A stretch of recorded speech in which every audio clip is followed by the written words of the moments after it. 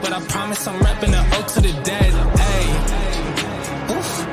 I sold them out of my way. I don't got nothing to say. Now they can't run at my pace. Yeah, they know that we ain't the same. 402, we rap the game. I told them this ain't a game.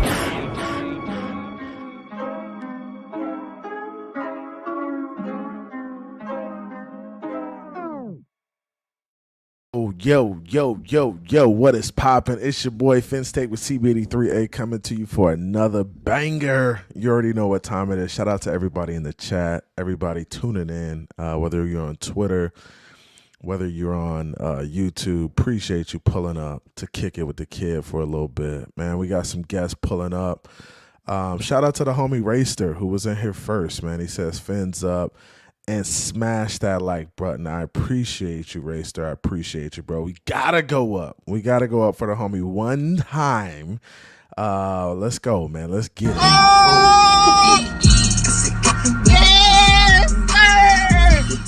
Yes, sir, man. It's gonna be a great conversation today, man. And this is what I like to do. I like to have guys come up and just talk some really good Miami Dolphins football, just some like real football conversation. There's been a lot of like cookie cutter convos. That's what I call them, cookie cutter convos, where you're just talking about stuff that, you know, may not happen, most likely won't happen, and a lot of conversations that are tailored towards like one specific guy. So for instance, Tua, right? Everybody wants to have this conversation about Tua. I mean, we could talk about Tua all day, right? That's something we can't do. And I think he's going to be a part of every conversation for the Miami Dolphins moving forward in terms of his play, in terms of his progression as a player, in terms of how much money he's getting compensated, et cetera, right? But this team game, right? And I say team game, right? It really is the ultimate team game. There's a lot that needs to go right in order for your team to be successful in the NFL. Now, we see a guy like Patrick Mahomes go out there and do it time after time after time again, right? And he kind of makes it look easy almost, right? So the perception is that, oh, it's just easy to do. A lot of guys can go out there and do that. And there's a lot of pushback there because I feel like there's really only a couple guys that can get in the paint and do that, right? And you also got to take into consideration that you have a very experienced coach in Andy Reid who's at the helm, right? Who's running the show. And I think that has a lot to do with the success of the Kansas City Chiefs. It's not just Patrick Mahomes. He's a big part of it for sure. But the defense played sound, got stops when they needed to, and Mahomes was able to deliver late. And guys executed. Like, guys made plays on offense. If those guys were dropping balls and not doing what they needed to do, Mahomes wouldn't have been Mahomes that night. Point blank, period, right? And I think running the football is a key part of that. You got to be able to run the football. Pacheco's a dog, right? And I think everybody wants to look at the Chiefs and be like, oh, yeah, that's where we want to be. That's it. But there's a lot that goes right in Kansas City in order for them to get that chip. A lot went right. So appreciate y'all coming through. Shout out to Marino's Goat in the building. What's good? What you fins up? Shout out to Marino's Go, always pulling up. Cap for life in the building. He says, gentlemen and ladies, the plot is sticking in the community. These next 6 months are going to be very, very fun. Always entertaining in the Miami Dolphins community. Always entertaining. That's one thing that we will never leave you hanging when it comes to. We're going to make it fun. We're going to make it funny. And we're going to make it funky, for real. We always going to make it funky. So shout out to the homie Cap. We got to go up for the homie Cap one time. Let's get it, Cap.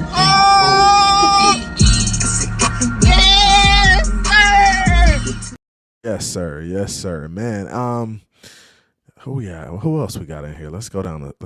I see you, Fins TD23. I see you. Says, what's good, CB? Fins up. What's good to the homie Q? Shout out to the members gang, man. I want to give a shout out to the members gang real quick. Let me pull this up because I want to get those guys some recognition. I got to show some love to these guys because they support the channel. And when you support the channel, you support by becoming a member. We got to show love. Right now, we got 11 members, and our members consist of Raul Parada, so Raul P, Big Slick, Triple S Podcast, Hooked Up Joe, S Harris, Newfoundland, Shake Money, Q holding it down for the members gang always. Dub MCs just joined yesterday. Pittsburgh Dolphins 72 joined yesterday, and the homie Glenn Paliker joined yesterday as well. So, hey, appreciate those guys holding it down for the members gang. And shout out to Glenn, who's a captain of the squad. So Glenn's one of the captains. So I really do appreciate you, Glenn. And that means he's, giving a little extra, man. So I appreciate you. We're trying to get some all pros in the gang, some Pro Bowl members, all of that. So appreciate all of the members gang for some support. Be sure to check the links in the description. Bet USA is still running the 125% promotion.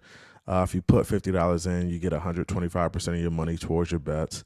So be sure to check that out. That link is in the description. If you're into sports betting, they have a great platform. Not only sports betting, but casino games, all types of stuff. So check them out. Raul Puri, I see you. What's cooking? Oh, yeah, I know. A berry cute. Not a berry cute. Oh, man, y'all coming up with some stuff. Boy, y'all ain't playing, man. I see y'all. Mudbone, what's good with you, man? Hey, Cat for Life says it's raining like crazy, bro. It's raining like crazy in Orlando, too. It hasn't stopped raining at all for the past couple of days. I was out in the rain yesterday. My son had a tryout for a travel team, flag football team. So was out in the rain all day yesterday, soaking wet, nasty, and it's doing the same thing today. Ronnie N, shout out to the homie Ronnie N in the building. Gee, I see you. If the door open, kick that thing through and run through that joint. I see you, G. I see you. Ronnie says, what are we talking about today? Oh, we got a lot to chat about, man. We got 28 in the room. Hit the like on your way in. Appreciate you guys coming through, pulling up. We're gonna talk about a lot. I got some of the homies pulling up. I already sent the link to them. They'll be here in a few. We're just getting it cracking. We're gonna have some good conversation. We need that claw talk in the community. That's what I'm talking about. We need like grown men conversations, not just the typical nah, we need some, we need to figure out what the Miami Dolphins need to do moving forward, right? That's what we need to do. And it's not just about Tua. Tua's part of the equation, but it's not just about him. Definitely not. Apply that pressure to the like button. And shout out to the homie Cat for Life for becoming a new member, one of the new members in the gang. We got 12 in the gang, man. Shout out to the homie Cat for Life. That's my boy in real life. Like I told you, we hang good down there when I'm in the yayo, man. All these people say they want to see me outside, man. I be outside. Tell them, Cap. Tell them I be outside. I be at practices. I be at the training camp stuff. If they want to see me, they know where to see me, man. I be there. I be in the city, man. Y'all already know what time it is. Where Dre at? Click clack, Dre. Click clack, man. Tell Dre to pull up, man. Where Dre at? Shout out to the homie Cat for Life, man, for coming through, pulling up, supporting, becoming a member. We gotta go up, man. Let's get it.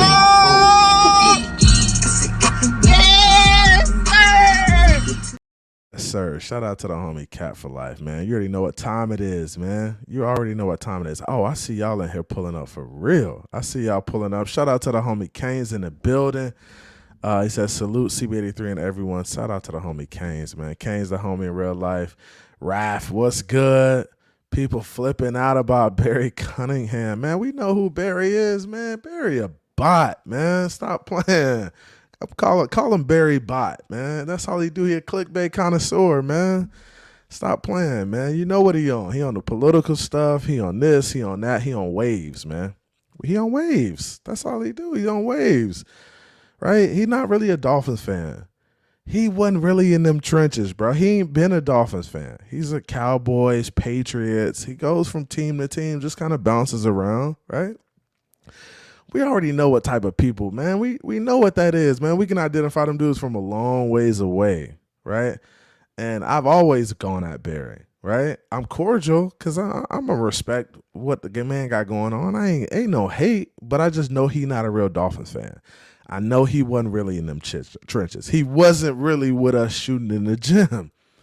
He wasn't really with us shooting in the gym. We know that. We know Barry just came around when he got on the Tua wave, right? Tua was hot. It was a great topic. #1 selling jersey in the NFL. The kid had a lot of hype around him at one point. People wanted to see him. He's got a whole community, a whole culture behind him.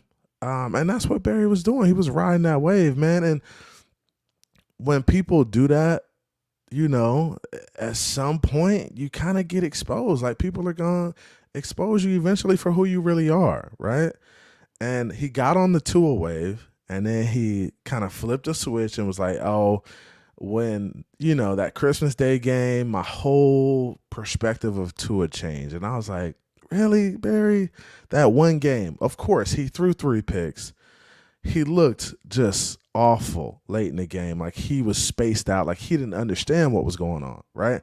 He looked like that, which I can understand that being, I don't understand how it's a turning point, but I can understand how you kind of question Tua moving forward at that point, because he didn't really play after that.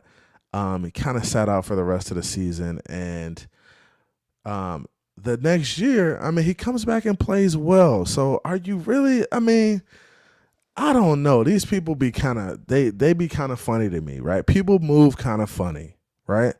And when people move kind of funny, you just got to call it like it is. Man, I think Barry was riding that wave.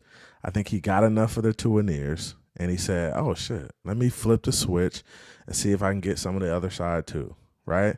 And he's adding that in with the political stuff that he does, because I think he's a big Trumper. Which, if you're a Trumper, hey, that's you. That's what you do. I'm cool with that. I'm not mad. When people have political views, do you. I don't care who you like, because it really don't matter to me. It don't bother me none. I'ma still do me. So that's the situation. So when people ride them waves, hey, it is what it is, dog. It is what it is. Von Joe in the building. What's good? What's good with you, Von Joe? We in here today. Hey, Barry Bot. That's what it is. Barry with TDR. What's good with you? My dog, the Dolphins realtor in this bill. Hey, JR Black said need to put that on a t-shirt. Barry Bot. Yes, we gonna get that cracking. Hey, if y'all want to see that t-shirt, somebody hit me with the design, jump in my DMs. We gonna make some money off that joint. We gonna make some money off that one. Hey, guess who in the building? Who is that? CB, what's good, bro? What's good? What's up? What's going on? Hey, man, before we get it popping, I want to get this out. Get out ahead of this right now. Listen here. When EM Dolphin fan pulls up, listen, you immediately bring me on stage. I don't wait for nobody. My time is extremely valuable, right? So when EM is in the building, EM pulls up, EM needs to immediately be placed on the live stream, bro. How long I had you in the back, bro? How long? 100%. Too long, goddammit. If it was a minute, it was too long. Hey, what's wrong with this fool, man? What's wrong with him, man? Man, what's good, bro? What's going on? Hey, it's good. It's good hearing your voice, man. How you been, man? Man, I'm good, bro. I'm just my nose. Pardon my if I sound a little funny, man. I got a little allergies. I've been out there, raking leaves and doing yard work and shit. So it's kind of got me a little agitated right now. But yeah, man, I've been good, bro. Just trying to get mentally trying to get into the off season. So but other than that, man, just been chilling, bro. That's what's up. Turn up, Crypto. I see you. I see you. Turn up, Crypto. Turn up. Who is that? Who is that? I don't know who that is. I have no idea who that is. I don't know no Crypto. Hey, that is funny, boy. Hey, it's good to see you, man. But what's your thoughts on some of the talk in the Dolphins community? Let's talk about. I don't know if I've gotten your perspective on the Weaver situation. What's your thoughts on Weaver so far? Oh man, listen. I'm cautiously optimistic. I'll say first and foremost. Obviously, I didn't. I thought Fangio. Listen, I'll be the first. Call me a Fangio near. Call me a I'm a huge Vic Fangio fan about, all the things he's accomplished in this league or whatnot. So I was, to hear him and the Dolphins parting ways after a year, that wasn't particularly a conversation I was wanting to have and entertain, a possibility. But however, this is where we are. But Anthony Weaver, like I said, I'm cautiously optimistic. He he had an opportunity to be a coordinator in Houston in 2020, I believe, and he didn't have much success. But I'm willing to give him the benefit of the doubt. A, that was his first time in a coordinator position, and B, that was a very, very talent deficient defense, right? So also, and then you combine all the COVID elements into it. Hey, man, he had some adversity, as a first year coordinator. So with that being said, I'm willing to give him the benefit of the doubt for the most part. But I will say this, stylistically, philosophically, I think his approach is going to be extremely refreshing for me because I'm again, even though I'm a big Vic Fangio fan, his style of defense is not my number one choice or preference. Like I love that, that single high shell, right? That press coverage, more man based, right? More man based, more pressurized. I'm an extremely, my nature, as a person is somewhat, I think we can say when we're talking about the detail, so when we're talking about the game of football, I love aggressive styles. So stylistically, philosophically, what he's going to bring to the Dolphins is going to be refreshing in that regard. But I'm still a little cautious because again, he's an unproven commodity in terms of a coordinator, kind of like what Mike McDaniel was when we hired him. So again, cautiously optimistic. However, philosophically, very, very encouraged about what he can possibly bring moving forward. I like it. I like it. And I got to give a shout out to the homie G real quick. We got to go up for G for becoming a member. Shout out to the homie. He in the members gang now. We got a 13 piece in that thing. Shout out to the homie. Let's go.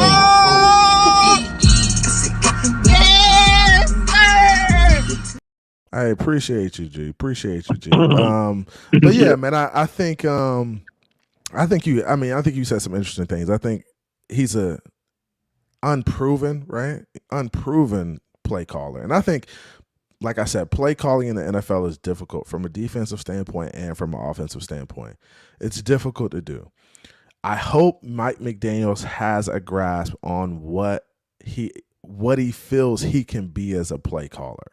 Because I think that's something that's difficult to do. And if you don't know what you're doing from that standpoint, you're going to struggle. It doesn't matter what type of personnel or anything you have. You're going to struggle as a DC or as an OC if you can't call plays and you don't know situational and you don't know what you want to do on certain downs. I think that's important.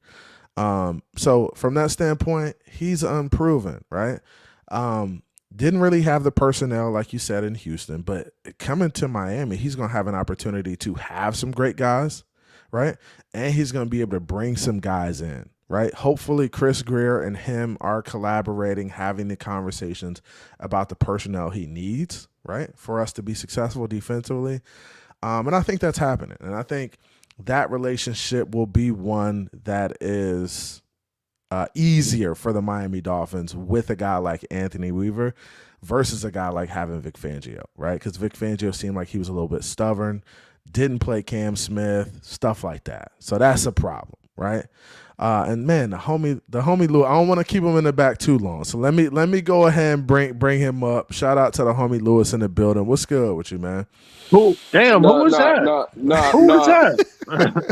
I don't know this guy. I don't know this guy either, bro. Who was that? Nice to meet you, man. Hey, listen, bring me up as soon as possible, CB, because this shit's been terrible. All right, so the savior now is here to help out. Oh man, you hear him? Hey man, what's good with y'all, man? What's good? What's going on? Hey, life is good, bro. Life is good, man. Things are very good. So, yeah, man. So, but it is nice to meet you, though, by the way. And who is this dude, Von Joe? Who is that? I don't know. You know him, Lou? You know him, CB, too? I don't know that guy either. I've heard of him before. Okay. Lou, you know him? Yeah, absolutely. I can vouch for Von Joe. He's one of Okay, the all realest, right. one of the realest in the community, man. He's one Ooh, of the I never realest in heard the of him. community. okay. And I pride myself for being surrounding myself with the gentleman that really shake shit in his community, the real ones, right? I don't know this guy. Never Wow. heard of him. So, yeah. Oh man. Hey, so this take right here, when the Dolphins continue not to address the trenches, proves that winning is not their priority. Man, that and I want to get you guys' take on that because I think the trenches are very important, right? As a former offensive line coach, former offensive lineman, tight end, you got to have good play up front. And we've been shuffling guys for a few years now, right? Guys have gone down. We just haven't been healthy in the trenches on either side of the ball. What do you think the Miami Dolphins' approach will be this year with the trenches? Will they go the cheap route or will they go the draft? Will free agency be a priority of bringing in guys, or will they kind of run it back with what they have? I mean, what's your thoughts on that? And I'll start with Lou since you just got up here. Yeah, for me, I think priority number one should be Robert Hunt.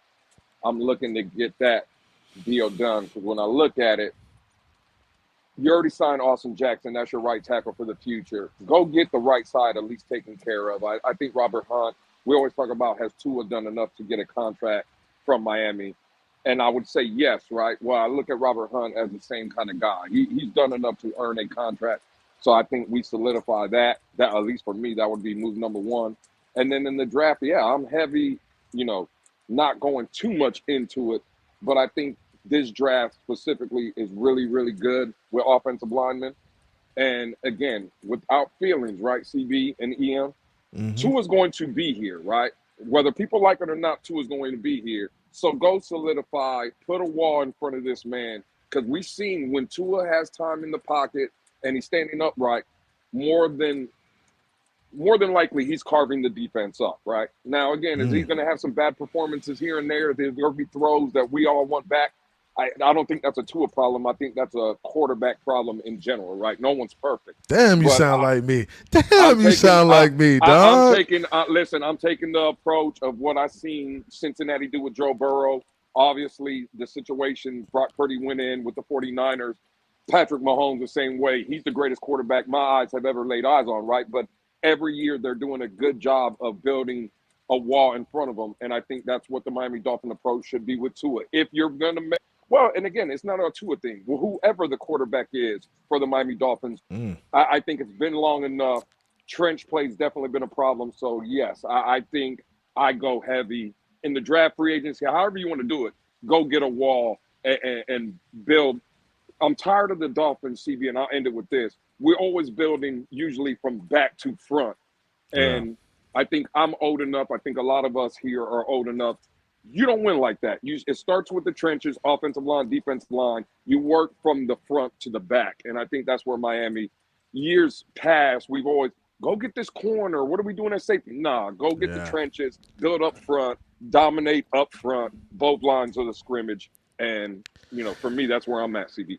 And, I mean, I agree with you to some extent because we always have. I mean, we've always tried to get the flashy player, the guys that put, butts in the seats. But when it comes to drafting linemen and picking up offensive linemen, the Miami Dolphins kind of have skimped and taken like the cheap approach, the thrifty approach, right? I'm not going to say cheap, but they've tried to be thrifty at certain positions, right? Especially when it comes to trench play, offensive line play. We got to do a better job of just getting some high caliber talent in these rooms. Like we got to get better, and getting better in these rooms means getting better up front, getting more physical, being able to get third and short, fourth and short. I think that's going to be important in terms of our identity moving forward because we've shown that we could be flashy and that we can make plays and we can throw the long ball and throw the screens and stuff like that. But we haven't shown that we could just pound you, and get and go and run a 4-minute offense and sustain drives. Right? We've done it at times, but versus the really good teams, we've just shown that we've struggled. But I'm going to go to EM. Let me take care of this real quick. Shout out to Kevin Lee, who just became a YouTube member. Appreciate you, bro. Hey, shout out to that gentleman. Shout out to him. We got to go up for Kevin Lee, man. Let's go.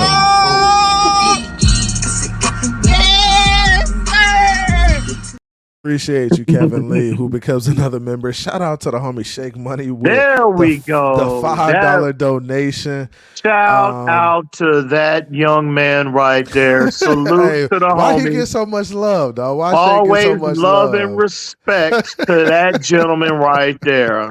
Hey man, salute. I get the Chef Lou reference, but this legend EM, what the hell does that mean? Adam, Legend? Yeah. What does that mean? When you, Cass using that word legend very loosely. That's crazy. You know what? That's crazy.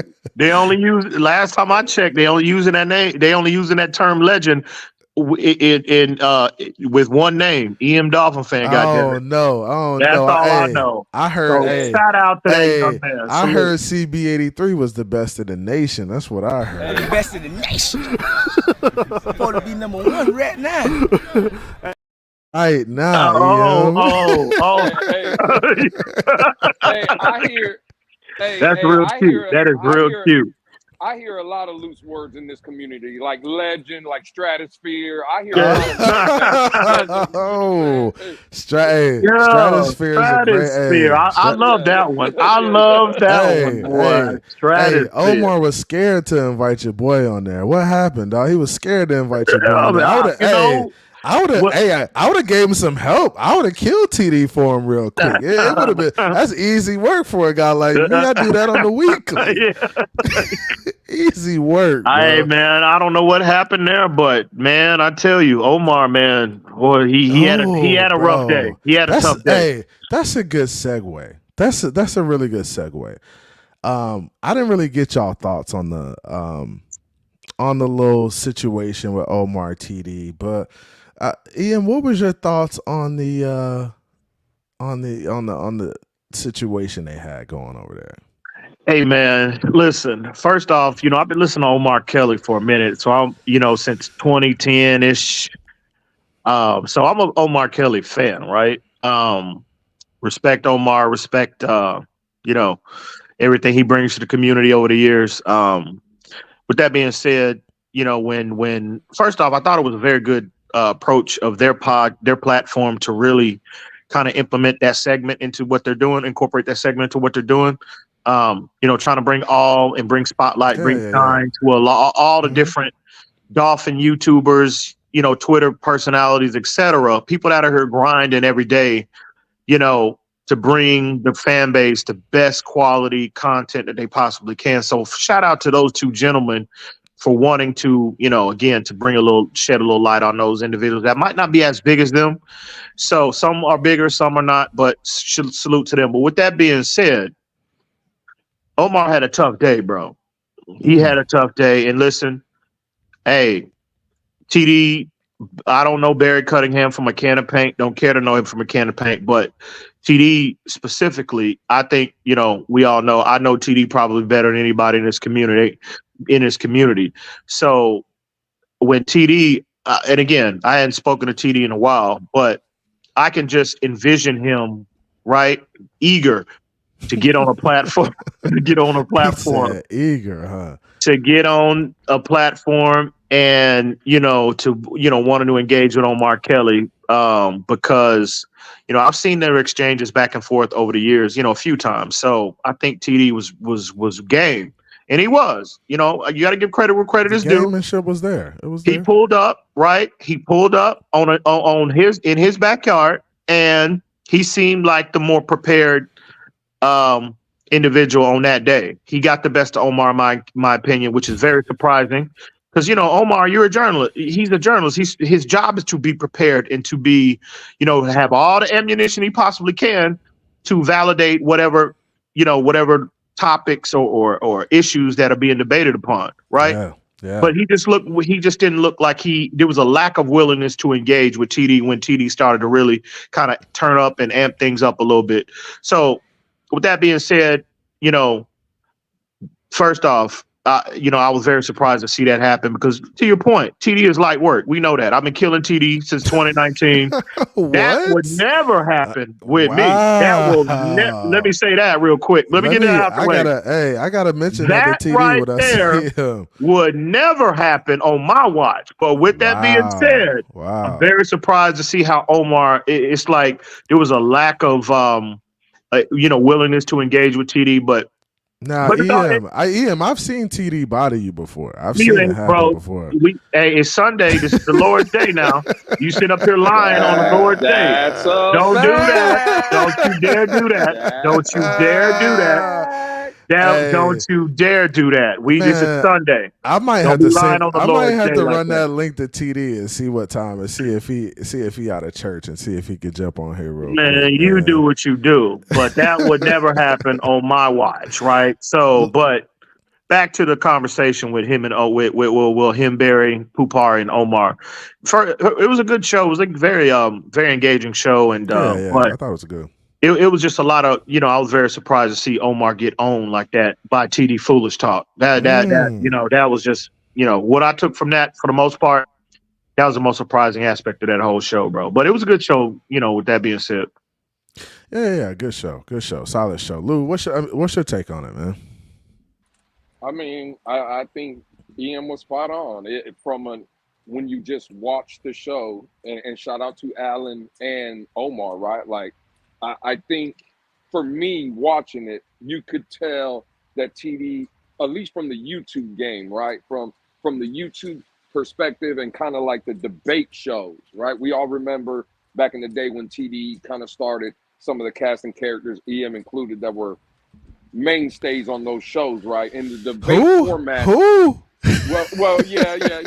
I mean, I would agree. But just from that debate standpoint, right? I think TD, that's where he owned Omar, and that's. I'm not trying to take a shot at Omar. I would just say, watching it, it kind of felt like TD won the day, right? And I don't think that's what the intentions were, but I think one man left there with his head up high, and another one kind of maybe looked a little worse than he kind of probably expected, right? So, hey, shout out to TD, man. He went up there. He knowledgeable or at least convicted in what he was saying. He believed what he was saying, and I'm glad you corrected that, because knowledgeable is not what in terms of knowledgeable. No, that's not what comes to mind when I think about TD in this regard. Let me walk that back. Maybe again, whether you agree or not, that's fine. What I'm saying is, it just looked.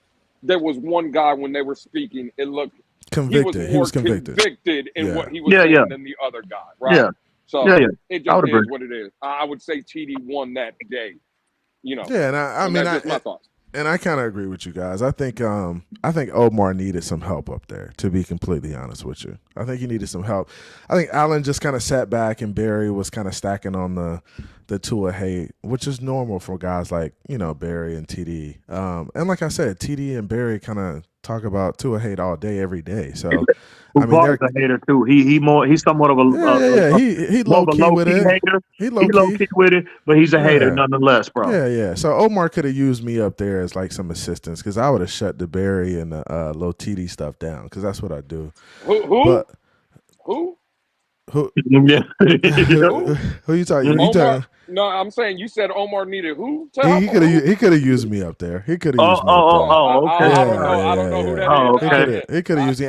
Poupart ain't on his side. He needs some real help to go after TD and Barry, man. And I mean, some of their takes weren't very good at all. I mean, the thing about, hey, he only plays good versus bad teams, I think, bro, that's a very casual take, because I feel like NFL defenses from week to week, and TD made it seem like teams don't game plan for the Miami Dolphins every week, bro. Like, They're game planning for us. They just know they have to switch up their game plan because they can't run their typical shit against us, right? I mean, you can't, if you're a man-to-man team, you can't go out there and try to man us like that. Nah, that's not going to happen. You're going to sit back in zone and you're going to make sure Tyreek don't beat you over the top. I mean, saying that teams don't game plan versus us is kind of like asinine. It's absolutely, that's why like, teams, come on, bro. Like, that's why teams search their, in terms of their, their ability to acquire talent, their search is global, right? Because you want those matchups, right, to influence the opposition into more favorable coverage that you deem favorable, right? You can't do that if you don't have with lesser talent. So people like Barry, TD, people on that side of the fence, not to just call them two out, but it's a whole slew of buffoons in the community, right? Yeah, it's a lot. It's a slew of them. So that's the Texas term, by the way. It's a slew. Yeah, I said slew, by the way. Slew, yeah. It's a slew of buffoons in this community. CB, do you see Shake Money's last comment? Nah, let me see. Chat? I don't know if EM, what you think of that? What's that? EM is undefeated on TD Fence Talk? Oh, TD, no. I agree 100% with the message, but he got the name wrong. TD Foolish Talk. But other than that, 100%. I don't know. Hell yeah, I agree with that. I don't know if I can agree with 100%. Like, hell no. I don't know. EM ain't never been 100% right on any platform. And he's on here, and I kill him on the regular. Real quick. Let me jump in the chat right now. God damn it! Hey man, we're not addressing. Let me jump in this goddamn chat real quick. Hey man, I see this cat G, and he been firing a few shots here since I pulled up, right, about this Lamar Jackson foolishness, right? Hey CB, I know this is supposed to be a kind of a panel between me, you, and this other guy that I just met for the first time. But drop that link for G real quick so he can come up here and be a little more, so he can clarify what it is he's trying to say about or whatever issues he have about this Lamar Jackson shit. No, I see the if real he's willing to pull up. I see the real homie. Shout out to El Capitan in the building. Who is that? Who that? We know who that is. El Capitan. Who that? I for sure don't know who that is. Who that? El Capitan. Who the hell calls it? I don't know. Is that Christopher? I thought I was the captain of this ship. Goddamn it, with this YouTube dolphin content. Goddamn it. I thought I was the captain. Is that Christopher Robin? Who is that? I have no idea who that is. To El Capitan. Hey, you can run him that link. He could get it. Anybody could get it. Anybody could get it. We can get up here and we can discuss this Lamar Jackson narrative, and then afterwards we can respectfully, move on with the show. But hey, this link is specifically for G and El Cap. Don't click the link unless you G or El Cap. You're going to have a whole bunch of casuals clicking that link. And I'm going to kick them right out the studio, bro. Don't come in here. I'm going to ban you from the studio, bro. I'm not doing that. It's only for I'm going to ban your ass from the studio. Get him up out of here, goddammit. Get him up out of there. Oh. Can you pull up El Capitan's last comment, CB? Oh. What? Hey, yo. I'll say again. I don't know who that is. Hey, he's here. Hey, guess I who don't know who that is. Oh, he pulled up. Oh, shit. He pulled up. G, what's good, man? What's good? Hey, you called my name, bro. You called my name. For the most part, boy, I be laying in the cut. I let a whole lot of stuff I know. I was about what you, boy. That buffoonery you were speaking about Lamar Jackson the other day, boy. Get him, G. Hey, you ride with it, boy. Hey, listen. Before that. Hey, I don't know why, bro. Listen, I don't know why. See, don't go to backpedaling now. No. See, I'm trying to keep. We on YouTube now. Now, if we was in the Twitter space, it'd be totally different, right? And we all know that. So, but we on YouTube now, so I gotta be a little more guarded on my presentation, right? So, with that being said, G, I'm assuming you from Florida. You a Florida native. Am I correct on that, homie? Man, I've been here since I was 12, man. That's The what's up. point being, bro, listen, here's the thing, man. Go ahead. We got the respect to her. That's the Dolphins quarterback and all that. That's who we riding with and all that. But when you try and put him over top of Lamar and push Lamar down the race, come on, man. That's just that don't make no sense. Is that what man. happened? Okay. It don't make All right. no Well, let's kind of address sense. that. Because here's the thing.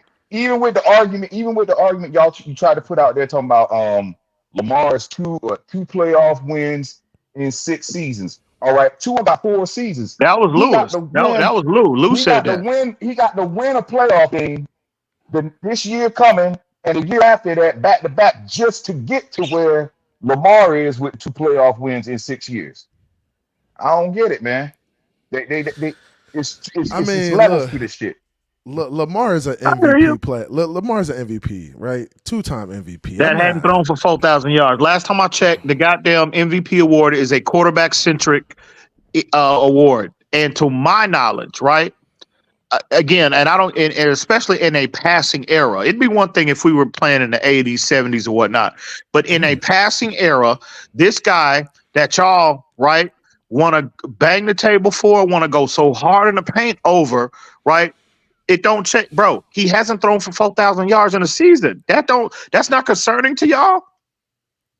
I mean, really, I understand. Easy. Look, I mean, if you got Tyreek going for 1,700, you ain't got too much further to go to get to 4,000. But he hadn't achieved that. Man. But he has not passing yards. But he ain't. But again, G. Well, if we're not comparing. We're talking about Lamar, though. Hang on. About Lamar. Yeah. See, here's the thing: Lamar Jackson, right? And again, and I'm not shitting on Lamar. Pardon my language, CB. Can we use profanity on your platform? Just keep it low. Okay. Cool. I want to be respectful now, but I'm not shitting on Lamar Jackson. I'm not saying he's an impactful player. Nobody said that. All I said, for me, when you're talking about a true MVP, and again, last I checked, they played the quarterback position. The prerequisite of any person to enter the MVP conversation in a passing league, 4,000 yard, has to be the baseline, right? We got to start there first and foremost. So in a passing league, Lamar, and again, reason why I used the Cam Newton, analogy was that I can remember in those years when Cam was that dual threat guy, right, making all of these splash plays on ESPN, right? People were so eager to say Cam was going to be the next whatever, but Cam never did. And these ain't my words; these are Cam Newton's fucking words, right? Cam never did that when his athleticism went away from him, right? And again, you can only impact the game in 2 ways: either with your legs or your arm. Cam, when he got older, he took too many hits, and his athleticism kind of went away from him. Well, he needed to, just because his athleticism went away from him. Well, you got to overcompensate for that. Well, how do you do that? You become a more disciplined passer. You become more disciplined from within the pocket, and you rely on the structure as opposed to your legs. And I can see Lamar Jackson on that same trajectory that Cam Newton was on, and not just Cam Newton, but a lot of run first guys as opposed to pass first guys, right? That's the only thing I was pointing out. I didn't say he was not impactful. I didn't say he was garbage. I just said he is not refined enough from the pocket right now. You saw that in that goddamn AFC Championship game. We've seen it over the years. And until he develops enough from the pocket, he will not be able to win at the highest level. That's the only point that I was trying to make. Which, I mean, I think that's fair. G, I think you can agree that that's fair. I think you got to agree that he can develop more as a passer. And honestly, he's got to know the difference between, hey, times where I need to pass and times I need to run. Because, I mean, in that game, in that AFC Championship game, he should have took off a little bit more and put some more pressure on the defense. Well, they took that away from him. They were spying him, bro. They spied him. He was trying. Oh, he was trying. No. See, he wasn't trying hard enough. And No. He was trying. You could see several times. You could see several times, especially in the fourth quarter, where he was jittery in the pocket. He didn't look comfortable, right? And they had a spy on him, somebody that he couldn't run away from. And he was looking. He would take his eyes off the field, off the 3 levels of the field for a moment and look. And then he would hesitate, and then he would go back and try to reevaluate the field. And again, that fraction of a second, that throws the timing off of everything you want to do. Now, if he was just more disciplined and comfortable as he was in the pocket, as he is using his legs, well, then that potential play would have happened. I think he missed on some opportunities. I don't care about none of this, to be honest. And when G first came up, he mentioned the person that was saying 2 playoff wins in 6 years. That was me. That wasn't EM. And this is my main problem. I could care less if he threw for 1,000 yards in this season, but he ran for 4,000 and he was winning, right? The fact of the matter is what I'm told. I only go by things I hear. If someone tells me that Lamar is the guy that can do it all, right? He can throw, he can run, he can do. How can you explain 2 wins in the playoffs in 6 years? Because Baker Mayfield has 2 playoff wins. Is Baker Mayfield considered a guy that is an elite? It can do it all. This is what I'm saying. We cry. We sit here every day, whether it's on YouTube or Twitter, and cry about the limitations that Tua has, right? And there are limitations, right? No one's absolving Tua. But what I'm saying is it's not concerning that a guy that is a 2-time MVP in this league, right? And I don't want to hear about no weapons because he's had an offensive line since he's been in Baltimore. He's had a running game since he's been in Baltimore. He's had a defense since he's been in Baltimore. He has 2 playoff wins in 6 years. That's not concerning to anybody. So, no, I'm not trying to say that he's not an elite talent. I'm not even trying to say he's not a good player. But I thought as Dolphin fans, what we're thirsty for is Super Bowls, right? We want to be competitive in these. Lamar has 2 wins in 6 years. We're not talking about a guy in his 3rd year, 4th year, whatever. Bro, 6 years in this league, you got 2 playoff wins. And this is a guy, again, that everybody tells me can do no wrong. He has no limitations. He's the prototypical NFL quarterback. So 2 wins in 6 years, that's what everybody's with their bird chest poked out. And this is my thing, G, and I'm gonna push back on this a little bit. We keep talking about these wins, man, and I think it's when you talk about a quarterback and you justify or validate a quarterback by these wins, I think that's very difficult to do because I think winning is not just a quarterback thing, bro. I think there are 2 other phases to the game that has to come to play in order for you to win games. Now, Lamar has dropped the ball in some of these games and not played up to a standard. But I do think it's when it comes to like saying, oh, these guys got wins and losses, I just feel like that's a little like I feel like we got to be better in terms of football guys. We can't just say, oh, it's about wins and losses when it comes to quarterbacks and how they play. And because if that's the case, what was that team? Let me ask you a question, CB. Let me just stop you right there. From a team perspective, right? What was the Baltimore Ravens missing this season? I mean, they had it all. They had the best team. They had it all. He had more. He had it. He was in the best position. You can. Everybody says we are. No, Baltimore was. They home field throughout. I mean, bro. And again, if Tua would have been in that situation, G, along with a lot of people that reside on that side of town, right? Wait a minute. They would have been crucifying that nigga.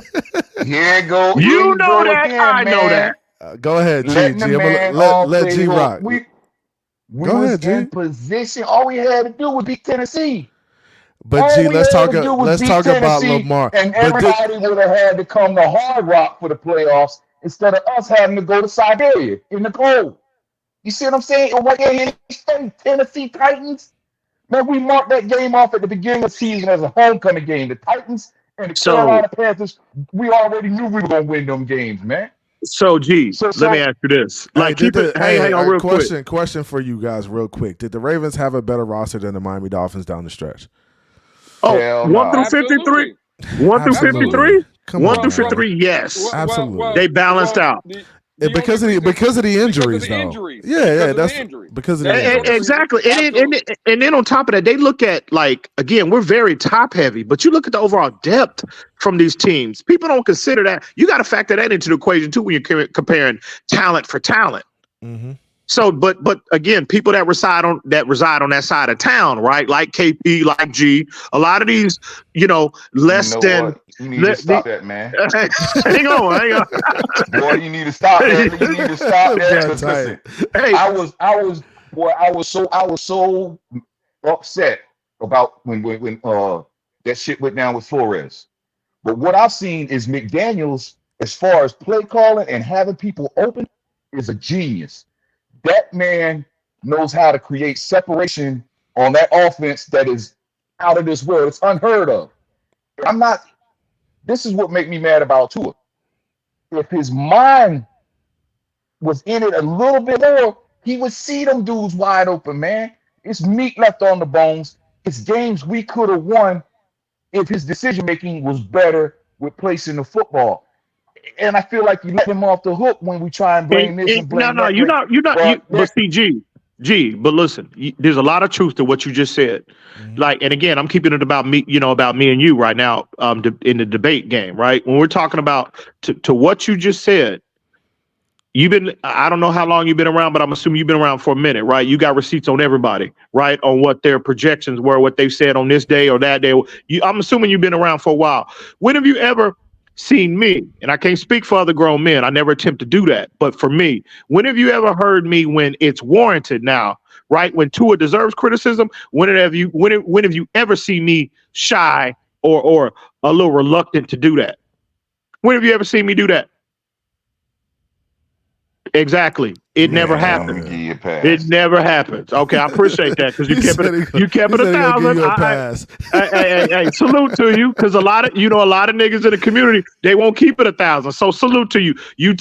Hey, I can respect you, right? I respected you anyway. You know what I'm saying? We had maybe few interactions over the years or whatnot, but I hear you. I listen to you. So I got a level of respect for you. So, but with that being said, bro, my only issue with a lot of the people that might not be, have a favorable opinion about Tua now, right? I'm not talking about 2020, 2020. I'm talking about the last 2 years.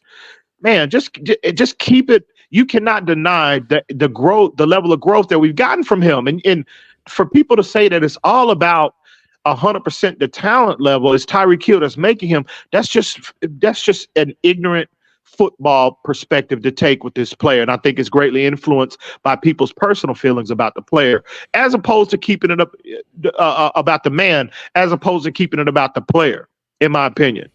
And it's just sad, bro. This dude said 90% of real Dolphin fans don't want him. Only dudes that want to push this stupid narrative. Wow.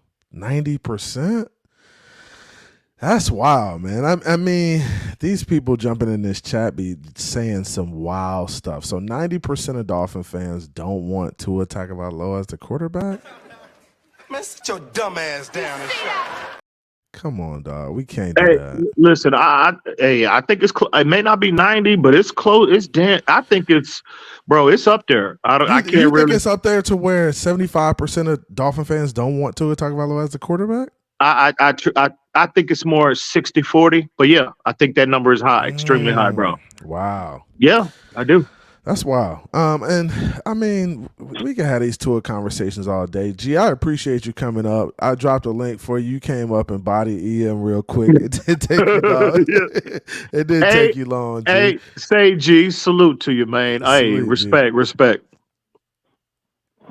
Yeah. Hey, man, I appreciate you letting me come up here amongst all the all-stars, man. Big Lou up here, EM. Yeah, I'm up here with the legends today. You know what I'm saying? Look at me. Hey, but check this, man. The problem be, bro, we got a team like the Texans that man, CJ Stroud, man. Here we go, man. We robbed them, right? Gee, bro, y'all see, y'all can't. Man, I'm about to fall back. But we robbed them. Y'all see the shiny. Boy, that hate is real. Goddamn it, that hate is real. I tell you. Y'all see, on the couch watching them, man. And I'm gonna fall back. But we was on the couch watching that same team that we robbed, that we fleeced, that wasn't going nowhere. Blah blah blah. And we was on the couch watching them, man. I'm gonna drop back down. I appreciate you. Listen, I don't necessarily agree with that 100%, but There's a lot of truth there, bro. Like, bro, but it's like people see the shiny new toy on the block, and it's like, it's better than what we got. I don't think you should live in a space where you look at a team like the Houston Texans and be like, oh, they got C.J. Stroud. I'm jealous of that. Like, no, I think we need to build that. I think that comes with building a football team, though. I don't think it's just quarterback play. Go ahead. CB, I sent you something on your phone. I don't know if you are able to pull that up and put it on screen. I just wanted to kill the narrative of McDaniel and Tyreek Hill made Tua, right? So I don't know if you could pull that up, but some people just come up here just to talk, right?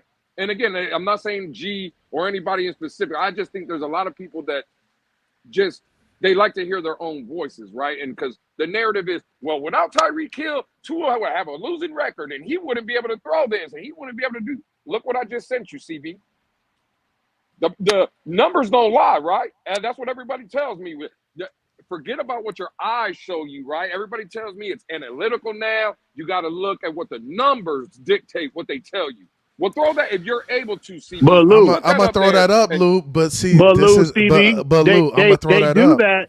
They take that same approach, right? When they defend every other player, all the other 52 members of this game day roster, right? It's a 53-man active on the game day.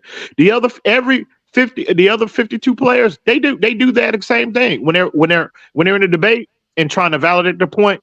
They'll run the PFF. They'll run the next-gen stats. They'll run the analytics to validate their point about every other player but this one. Go ahead, CB. Read that and you tell me what that says. So Lou just sent me this. He says, for the people who say Mike McDaniel and Tyreek Hill made Tua, the Dolphins QB won 66.6% of his games under Brian Flores and 63.3% under McDaniel. Both coaches have a losing record without Tua. How did Tua win more games with Mike McDaniel and Tyreek not on the field with him? Not even in the building with him. How did that work? How does that work? I just don't understand. If Tyreek and McDaniel are the ones that made him, fine. But show me the evidence, because there's the numbers, right? Everybody wants numbers. Everybody loves the analytics, right?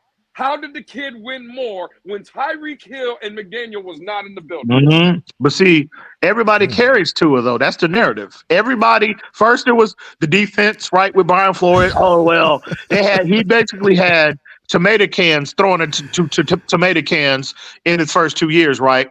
They said, oh, well, it's the defense carrying him, right? Well, even though he was throwing tomato cans, bro, like, said throw it to tomato it cans. Is mind blowing. Cap said he wants the link. Cap said he wants the link. Man, bro, listen.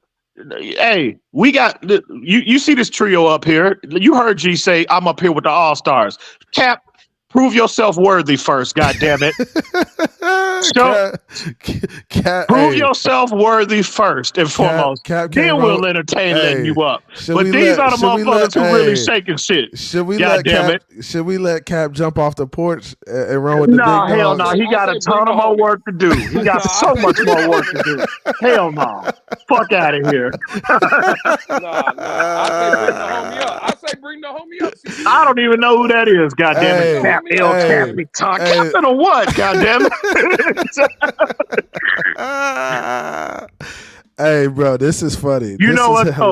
You can let him up. I need to get me another body before the night. So go ahead, do your thing. I need to meet my quota. I try to collect me 2 bodies a day. So yeah, go on and let him up. I need to meet my quota. Hey, send him the link so he can jump off the porch, man. Send him the link. Well, just drop the link. Just drop it. It's only for Cap. Just drop the link for him. He's in the chat. It's only for Cap, guys. If you in the back, I can't get you on. I can't get you on unless you certain people. I gotta do it. I gotta keep it this way. Cap, jump on. Hey, I'm gonna let you jump off the porch and run with the big dogs for a little bit. Cap, let's go, man. I need to meet my quota anyway, goddammit. So yeah, I need another body before the night. before the party start tonight. Goddamn it! Oh, Oh, you know, Hey, fucked all's- up all's now. I- Sorry, all's didn't mean I to cut said- you off. You done messed up now, boy. You done messed up. First of all, EM running and hiding. I can't believe my ears. You running and hiding. Oh, Oh, my goodness gracious! shit. Now, to say it ain't so, EM. Say Now, it ain't what's so. good? Goddamn it! What's good, man? You know, just out here, you know, keeping the community in check as I do. You know, Hey, what you it's- do? What it's you part- doing? What you Hell doing fighting with Barry? bro. What you doing? I've been chilling. I've been sitting back in the cut, bro. But I've been looking and listening, bro. Like I was in the chat yesterday when you was you know, getting your shit off with this what's his name? I don't know. What's I the can't guy? remember. Oh, okay. Barry Bot. Yeah. Barry Bot. Okay, this Barry, whatever his name is, right? Beta Barry is his name. Beta Barry. What the fuck is going on, bro? Like Doug and listen, we've all of us, myself, Cap, Lou, Reason, TD, CB, all of us, right? It's well documented. We've had our run-ins with the cat, you know, with all different types of cast and characters at some point in time on YouTube, Twitter, whatever platform. But listen, Doug and I are not best friends, right? I don't, you know, but I know Doug well enough. I've been on shows with him, panels with him. We've communicated over the years. But from what I've known of Doug, to hear somebody coming for Doug's neck, like Doug is like the most non-confrontational, and again, he a grown man, and I'm not trying to take up for him, but this is just the reality of the situation. He is like the most non-confrontational individual you like would ever meet in your life. And again, I don't claim to have the best relationship with Doug, but I know Doug well enough. This blew my mind when I heard what's the guy's name again? What'd you say? Bot? Something bot? Beta Barry. Okay. Barry Bot. It's a bunch of different Whoever names. that guy is, to see him get on camera and say he's coming for Doug's neck, bro, that blew me away. That absolutely blew me away. To me, Buddy stepped way outside his lane, right? Like, he's a YouTube guy. He sees the way in which to do the YouTube thing, along with stacking a lot of money behind it. You know what I'm saying? Yeah. To juice up the algorithm, play on the buzz terms. I mean, dude, you name it, politics, sports, whatever. He plays that. To then act like you're a representative or even a part of the Miami Dolphins community enough to go at Doug's neck. Like, bro, first of all, you got another thing coming, dude. Again, I said this on the show yesterday, and I love TD. But I blame TD for this. I do. I blame TD for this problem right now because fired. I'm just saying, bro. Hey, that's wild, ain't it, Lou? Lou quiet over here, Lou. I completely blame TD for this, dog. Lou got on camera. Damn. And let me explain.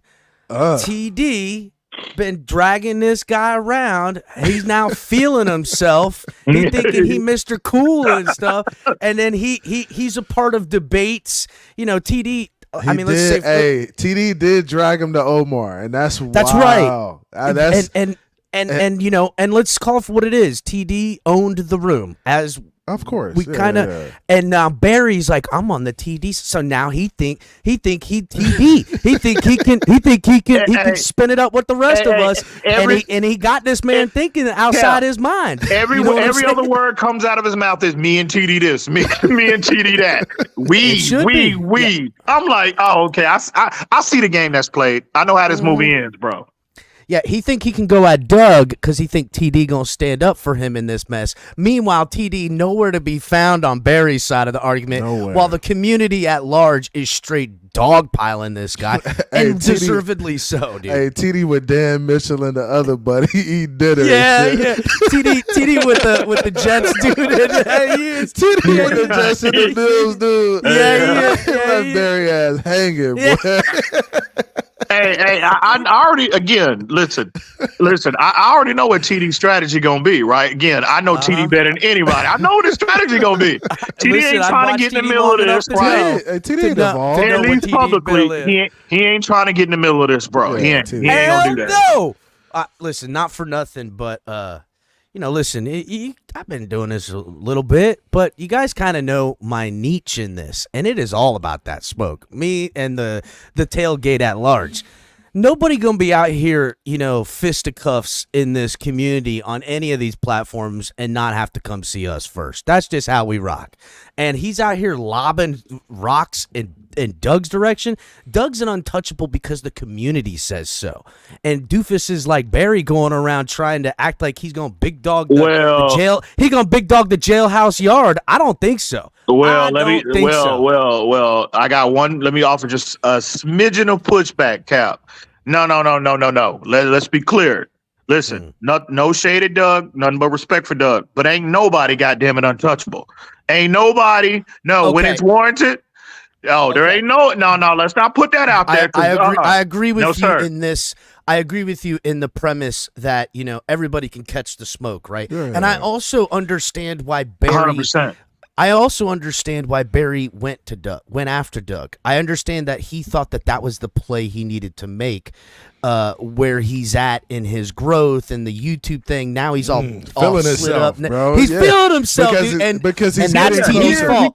And that's TD's fault for making him feel himself like that. He done felt himself all wrong. He's closing in on that 45K that Doug has, and he's like, I'm at 33. I've done it. He said he did it at 18 months. This is a lie, right? It's a lie, dog. He's had his channel for over 10 years. Right. That man got a channel for 10 years. Yeah. But I get what you're saying. But it's like, now that he's trying to sneak up on Doug, he's trying to attack him, and he know Doug won't fight back. Like, bro, Doug is chill. He not Shake throwing Money no said shade it perfect at nobody, on the show yesterday. He said he knows Doug will take the high road. And that's the truth. Doug's a class act. He'd take the high road with it, and that's it. He ain't gonna get in the mud. He ain't gonna get in the mud. If you're looking for the mud, dog, that's where I live. I gotta get a homie credit because I was listening to y'all yesterday when y'all were up on, when y'all were all up there yesterday, Cap. When Lewis said, he brought up a very, very good point. If Barry was truly about that life, right? Why didn't he? Dedicated 30 minutes of his opening segment of his show. See that. I didn't even see to that address. It was good. It was. What's good. the guy's name? What's his name? What was Beta it? Barry. Beta Barry. Okay. The Beta Barry. To address this individual, right? And he said it. I watched the video. He said that he's got people that have people that bring information to him. That's a paraphrase, but that's the point he was trying to make. So he knew. He heard. And found out about, what Reason was addressing him. Well, where's the response? If he's really about that, right, and he's the guy, what did he say in his video? I'm the top guy, I'm going to be the top. Where's the smoke with Reason? And Reason, absolutely. Smoke, dog. He took the gloves off. He didn't have no tape. It was bare knuckles, right? And that man, and he is yet to respond to him because he ain't. Again, Shake was spot on with his point about this man. He only said that about Doug because he knows Doug is going to take the high road, bro. Yeah. Period. Point blank. True. It's true, and it's a shame because he kind of, again, this is why I say he stepped out of his lane major, especially since he's linked up with TD. He's really stepped out of his lane because nobody was bothering him in his 10 to 15 minute long puff piece nonsense YouTube type videos. He wasn't doing the lives. He wasn't really calling the games. He was just doing those, those buzz term, and then pumping the algorithm, putting money behind it. And I understood it, right? He had success in that realm. Now he thought he could step outside the boundaries and start addressing people in the community. And he spits on, the rest of us and goes right at Doug. Because that's I take it a little personal too. Like he thinks, I've buddied up to TD that now it'd be like CB, you were doing that round table with TD. Now you coming for Doug's neck. Like what the heck is this guy thinking? Yeah, it's like pointless, bro. And it's pointless, and bro. we were just on there a couple weeks ago with Barry, bro. Barry had nothing negative to say. No. But it's clear that somebody is gassing Barry to make this move, and I don't know who's gassing Barry. It's TD, bro, and I love TD. TD gassing that man, bro. I love him. TD gassing him up, bro. Hold up. He gassing him up. Now is TD. Now is TD. Cap. Now is TD directly telling him to do this, or do you think subconsciously? Hang on. No. I think he's feeling himself because he feels cool, because he feels like he's part of the boys now. You know what I'm saying? That's what. Okay. I was gonna say let's stop. No. I don't think this is a for a brief master moment. And let's just clarify for the audience, everybody listening, right? Okay, so yeah, we definitely need to get that cleaned up. So yeah. That's why I cleaned that up. I'm saying it's kind of like you let a guy hang around in the clique, whatever, and you guys are standing on business, and he thinks he can stand on business when you kind of just let him hang around because you just kind of felt sorry. You know what I'm saying? Like, you were enough to be nice, and now he's out here running his mouth to the security guard at the club and gets his clock fucking cleaned. You know what I'm saying? Like, and he's looking over his shoulder like, y'all gonna come save me? And we're like, no, I ain't saving you. You got to stand on business, motherfucker. You want to really be part of this shit? You got to stand on business. And now TD letting me clean his clock out here on these streets, and that was bound to happen. I mean, it was bound to happen. Yeah, and it sucks that he even went there because it's really not that serious, bro. If you're competing, like, just compete, bro. Don't talk about it, just be about it, bro. I would watching, because at first I saw Doug's vid, because it's crazy, because like it was like 1 a.m. when Doug dropped that video, right? 12 o'clock my time. So I was just about to turn the TV off and go and lock up and go to bed, right? So I couldn't sleep, so I said, you know what? Let me see what's going on YouTube real quick. So I saw Doug's video pop up, and it said the title of his video was, he's very uncomfortable. I'm paraphrasing, but he said it's annoying to make a video like this. So I was like, let me click on there and see what Doug talking about. So when he said, you could clearly see he was annoyed. He was bothered. Yeah, he was bothered. He clearly was bothered, right? And then I let the video run or whatnot, and so I heard him say Barry Cunningham, right? I think that's the name. Is that the name? Is it Barry Cunningham? What was it again? Beta Barry. Okay. So to hear him go into the video, and then he played some of what Barry's video on his channel was, and to hear him, I would, I told Reason, because like what's crazy is like when 5 minutes after I put the video on, here come Reason calling me on the phone, right? I'm like, shit. So I said, I wonder what the root cause is to cause Barry to go public, right? Because, we all know, bro, through back channels and private conversations, we all know a lot of stuff happens behind the closed doors that we don't reveal on camera, on streams or whatnot. We're all privy to those situations, right? But I really would like to know what the root cause that would cause that man to go public and call Barry and address Dudley Do-Wrong out like that publicly. I feel like it blew me away. Had to happen, I think it's simple as the point I made. He's feeling himself because he's riding around with TD, and TD's ingratiating him to the actual Dolphins community that TD's a part of. He's been here for years doing this. Right. He's in the community, while Barry has been on the outside of the community just making his puff piece videos. But I think he's hit the wall with that, and he knows it. And I also think he wants to reel back the amount of money he's put into it as well. And so he's trying to get that actual fan community engagement. And he's feeling himself. He stepped outside of his lane, and now it's time to. Now the reckoning happens. I mean, it's just when you test the bounds of your limits, and you find that they push back. Is what happened to him. I don't understand how Omar and Poupart bring on a guy like Barry Cunningham, who's not really a Dolphin guy. And I don't know if they did their research or not, but maybe they're looking to build their platform too. And they know, hey, he might have 33,000 subscribers. That's all it is, just subs, dog. Right, who are 20,000 bots, right?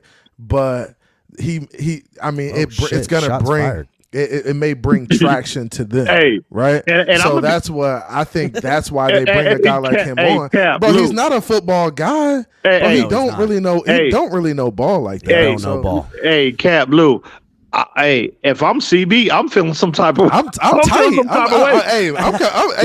Why didn't Steve? They should have had me on, dog. Omar said, told TD. For real, Who do you want to bro. bring up? Bro, you brought Right? TD, All you I brought know Barry. is that Stevie if been there's on the a front totem line. pole, You've been on the if front there's a line totem with him, pole, right? Barry be And- over on top of CB And he totem pole. picked That's all I him know. over That's you, all I know, TB. dog. Hey. Where is the That's what smoke TD for told me. TD? That's what I want to know. The Where is the disrespect. smoke for TD, Hey, CB? I'm gonna actually send TD that text tonight. I'm gonna be like, how the fuck you bring Barry on there, bro? But you know, honestly, TD know he don't want me on there because I'm gonna push back on the Tua stuff. So that's something that, you know, I think it was good for him to have Omar. Just him and Omar. Stratosphere. Right? 'Cause, bro, you know what time it is. Shout out to Stratosphere. I'll say this, CB. If I was you, I would really be feeling some type of way right now. Bro, stop playing, bro. I guarantee you this. I can't even believe I you, can dog. guarantee I you can't this. believe you, CB. Hey, I had more hey, respect I for can you than that. guarantee you this. That's crazy. If me and TD was still cool, right? If we would still had the same on the same shit we've been on in previous years. Hey, I guarantee you would have brought EM Dolphin Hey, fan up you a there. damn I lie. guarantee you that. I tell you can what, guarantee I'm you gonna that. ask him. TD Hey, and how I are about this? pretty I'm gonna cool. He ask should him. have brought me up there, not CB. I mean, but I can see why you would feel some kind of way, CB. You'd be all linked up, dog. You want to bring a winner up there? He should have called me, Yeah. not Barry. Hey, Well, he probably would have brought you because that's the Tua hate coming along. That makes Oh sense. no! See, now I'm just a hater, dog. Now I'm just a hater. I mean, Nah, you he can didn't bring bring me Tua up there in. because I'd have tornadoed that whole room. Everybody already know that. Okay, I hear you. Shout out to Miami Fan Talk Show with the $2 donation. Don't let that slide. Shots fired, 20K. Bots, you already said know, that. man. Yeah. You said that. Hey man, I know these dudes out here paying for subscribers, bro. I know that. I know the 100%. game. Yeah. Come on, So stop playing. I'm glad you brought that up because listen, I've had you know, I talked to. Well, I don't want to put his name out there because I Who know you him. talk and- to? Yeah, Put a don't name start down. now, Stay- dog. Every okay, name on ten every name on toes. earth Fuck they it. said. He 10 ain't gonna do- toes. He ain't running from shit. So me and Reason talked about that whole buying subscriber shit. Like we had had multiple conversations about Barry over. I'll say within the last year. What y'all And- talking about? What y'all talking about? Well, again, go back and listen hey, to his Lewis, show. does it look like Ian backpedaling right now? No, or no, what? No, stop it. No. Hey, derail Reason Revis made me it now. I public need you to information. spend 10 toes down. Hey, Don't hey, play. Toes. I need That them man made, toes. that man made it public information on his show yesterday if he hadn't in the past. He's done it multiple times. But again, it's just not my place to volunteer that information. But I will in this case, right? So we've had conversations about him buying subscribers, and it's just crazy to me. Like he's out here puffing his chest out. And again, that level of growth in such a short time frame. I mean, that's like next to, and again, That's different. It is bro, different. that's like next level type shit. And again, there's nothing, and I just can't see from a content perspective the content that he puts out. And I'm not shitting on them. I'm not knocking that man's hustle. Get your money, bro. Do what you got to do. Yeah. But his content, in my opinion, is just not the type of content I think that would cause and create that level of growth in such a short time frame. You know what I mean? So for him to be out here doing that, and again, allegedly he's purchasing, subscribers. That's crazy to me, bro. I think Reason's example that he gave when he was calling the Jags live game, yeah. and Doug was calling the Jags game, TD's calling the Jags game, and Barry was calling the game, and when everyone's videos ended, Barry had the most views while had the least amount of live viewers. It was an astute point made by him and a veteran move to notice lack of a better term, the fuckery in the YouTube streets. But you can see it from the growth, bro. Like 33,000 look at the Twitter. subscribers. Just look at the Twitter. Bro, Look at his Twitter. Is his Twitter banging like that? His Twitter's like in the 30,000 realm, dude. And Wow. if you go through his tweets, they ain't getting, because you can, dude, they're not getting the type of traction that his 30, biggest tweet in the last month is the one that that he made with me that I retweeted, and that's the only reason it's good, because he made a video addressing me, and then I retweeted it with my own video rebutting him. So you saying you gave him some traction on that? That's joint, right. He drifted off my clout. That math, that boy that he drifted off my clout. That's right. Yeah, I hear you, man. But bro, it is what it is. I think this. Man, we giving this Barry too much talk. Yeah, Let's we get are. into. Yeah, Look. Yeah, The fact yeah. of the matter is, I think Cap came up here because he wanted to get in some of maybe this Lamar conversation and with this Tua conversation. So No, Cap, he didn't. No, he don't. Cap, No, he don't. He just think he does. But go ahead. Cap, what are your thoughts? What are your thoughts, Cap, on both quarterbacks, Tua and Lamar? So I think we can all agree there's more than one way to skin a cat, right? And I didn't like what I heard EM say earlier about the MVP is a quarterback only type of thing. I said award. centric. I didn't say only. I said centric. Centric would be that it centers around quarterbacks, and that is it not? And I'm not denying that is it you're always? wrong. Is that not always the case? It is. I'm not saying that deduction is wrong. What I'm saying is wrong is that because the quarterback Lamar Jackson's won it twice, that because he's not throwing over 4,000 yards, that's not worthy of the MVP status that he's secured twice.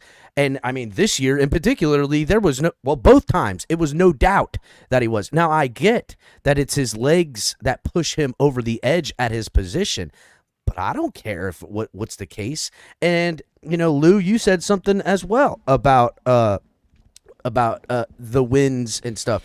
You're right. In 6 years, he's had 2 playoff wins. He's also won the division. I think he won the division the first time in the playoffs as well. So Tua would not only need to get 2 playoff victories, he's got to win the division. And let's not discount the MVP status that he also needs to catch up to with Lamar Jackson as well. So, but Cap, though, I would agree. But hang on, Lou. Let me jump in real quick. Real quick. Well, go ahead, Ian. Go ahead. Hey, this was never a Tua Lamar conversation. I don't know why y'all keep trying to make this about Tua. This was never my intentions to bring Tua into conversation and I about Lamar. could see why you wouldn't want it to be a Tua versus Lamar conversation. No. Continue. The again, the question that was posed to me, we were talking about just quarterback. Like they asked me who my top 5 quarterbacks were, and Lamar, I just don't think as a quarterback, right? Quarterback, they played a quarterback position. Lamar's not in my top 5, bro. And then they thought of, oh, you mean to tell me the MVP, 2-time MVP, and that it is not in your top 5? No, because again, what I said was I have my own personal criteria that every quarterback has to meet to be in my MVP conversation. And Lamar has not met that criteria, not in 2023, and whatever year that he won it. Neither years he met my criteria. So that's what is the root, that's what this conversation was centered around. This is not a Tua Lamar issue. But we can make it one if that's what people want. Because let me be the first one to say, right? When the season was going on, what was everybody telling me? Well, Tua can only win because everything around him is perfect, right? Okay, well, let's go down the perfect team that the Baltimore Ravens had. Did they have a top 10 defense? Yes, they did. Did they have a top 10 offense? Hell yeah. They did. They had weapons right now. I see people in Zay Flowers. He's a legitimate guy, right? He's good. Right? He's good. Okay. OBJ, you don't have to like him, whatever, but he's terrible. a weapon, right? No, well, again, Yo, I see you putting that up there, TV. Okay, he's the host for that. But go ahead, Lou. Isaiah Likely, right? Isaiah Likely at tight end. I like Isaiah Likely. He's there, right? Running game there. Home field advantage. Everybody told me Tua needs home field advantage to win in the playoffs. Lamar had the number 1 overall seed. He had home field advantage, correct? Now, the same team that Miami had to go play in 26-degree below zero temperature in KC was the same team that went into Baltimore and beat them. And again, Miami went in there with 2 no center, no left guard, no right guard, 2 bookend best pass rushers out. Name me the guys that Baltimore was missing in the AFC Championship game. But I don't think anyone's disputing the fact that if we were going to take the quarterback-centric type of measure, if you're going to measure KC's quarterback in Patrick Mahomes versus. No. I get you're talking about the teams in totality, but doesn't KC have a top 10 offense? Doesn't KC have a top 10 defense? And vice versa. So did the Dolphins. Dolphins had a top 5 offense and a top 10 defense. And that's fine, Cap. But what does everybody tell me? That this is where it comes between Tua and Lamar. Tua can't do it because he's limited to again the guys like Josh Allen, Lamar, Burrow, Herbert, Patrick Mahomes, right? That's why Tua can't do it because he's not on that level. But everybody tells me that Lamar Jackson is. No one would ever. Well, I'm sure not nobody. I'm sure there's plenty of people that would. But you would never catch me. Right? You would never catch me saying that there's not limitations to Lamar's game. And I think we all know what it is. Oh yeah, it's go put that audio presence. and send it to me. Go it's put that goddamn audio up right now that you've been on publicly. You stated that Lamar has limitations. Please go find that for me and send it to me because I ain't heard like. You don't need the clip.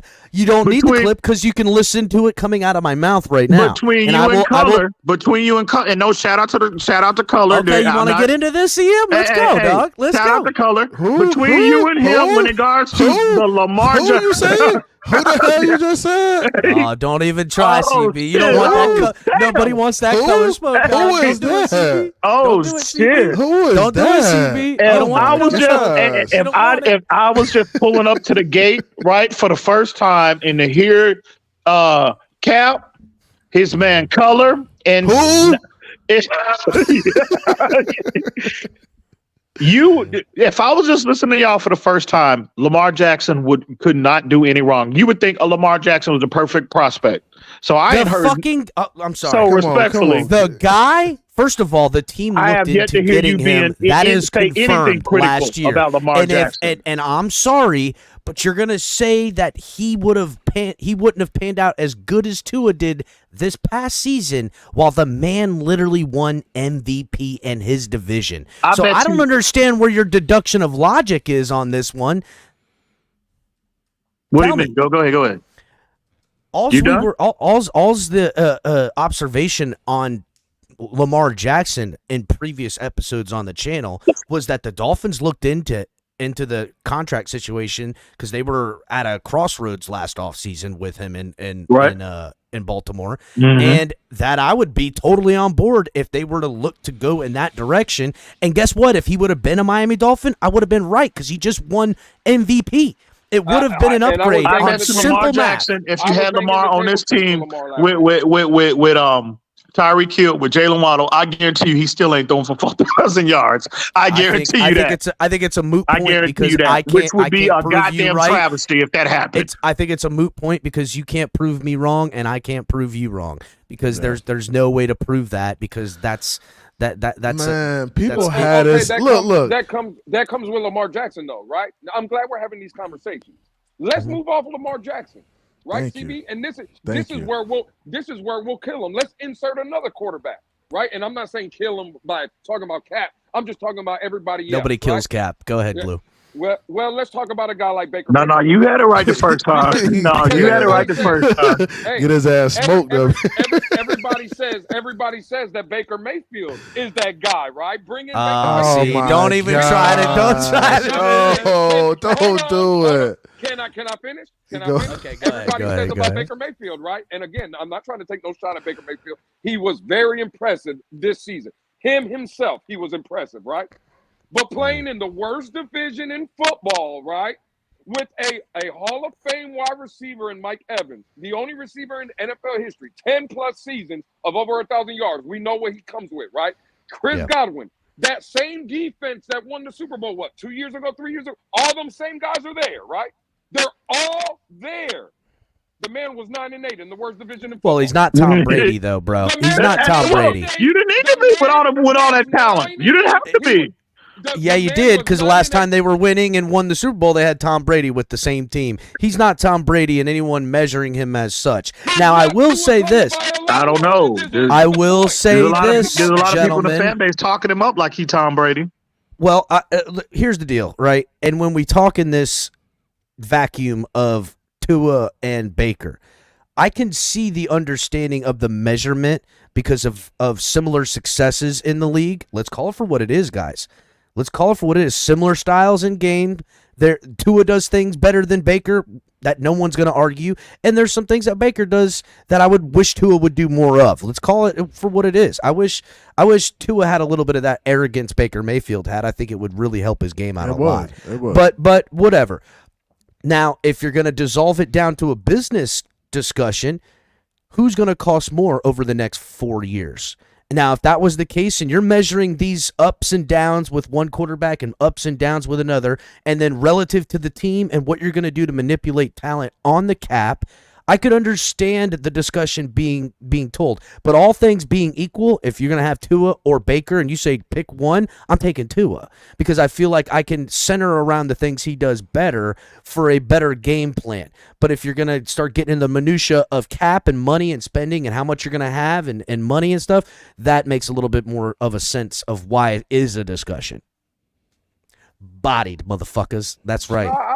Yeah, but I mean, again, bro, you can work around Tua's contract. Because I came up on the panel yesterday before I was rudely interrupted by some nobody in the community last night. But either way, long story. Put a name on that. I need toes on that.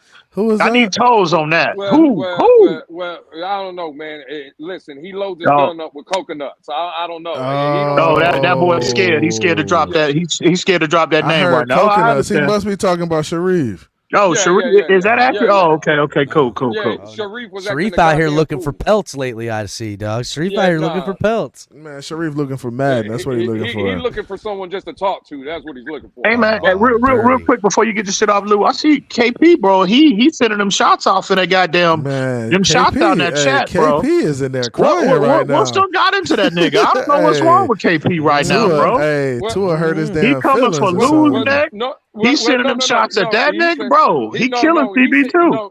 No, he said something about you too, but I guess you don't know how to read.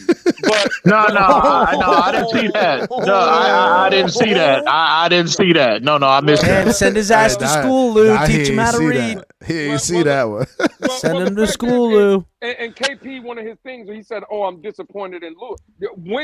See, KP is just here again. KP is in his feelings. KP hears what he wants to hear. No, not once when I was talking did I say Tua was better than Lamar. Not once did I say Lamar was better than Tua. That's not my argument. My argument is when everybody tells me that all these guys that we're mentioning are better than Tua, right? And they can do no wrong. The only reason people tell me we're not winning is because Tua's limitations.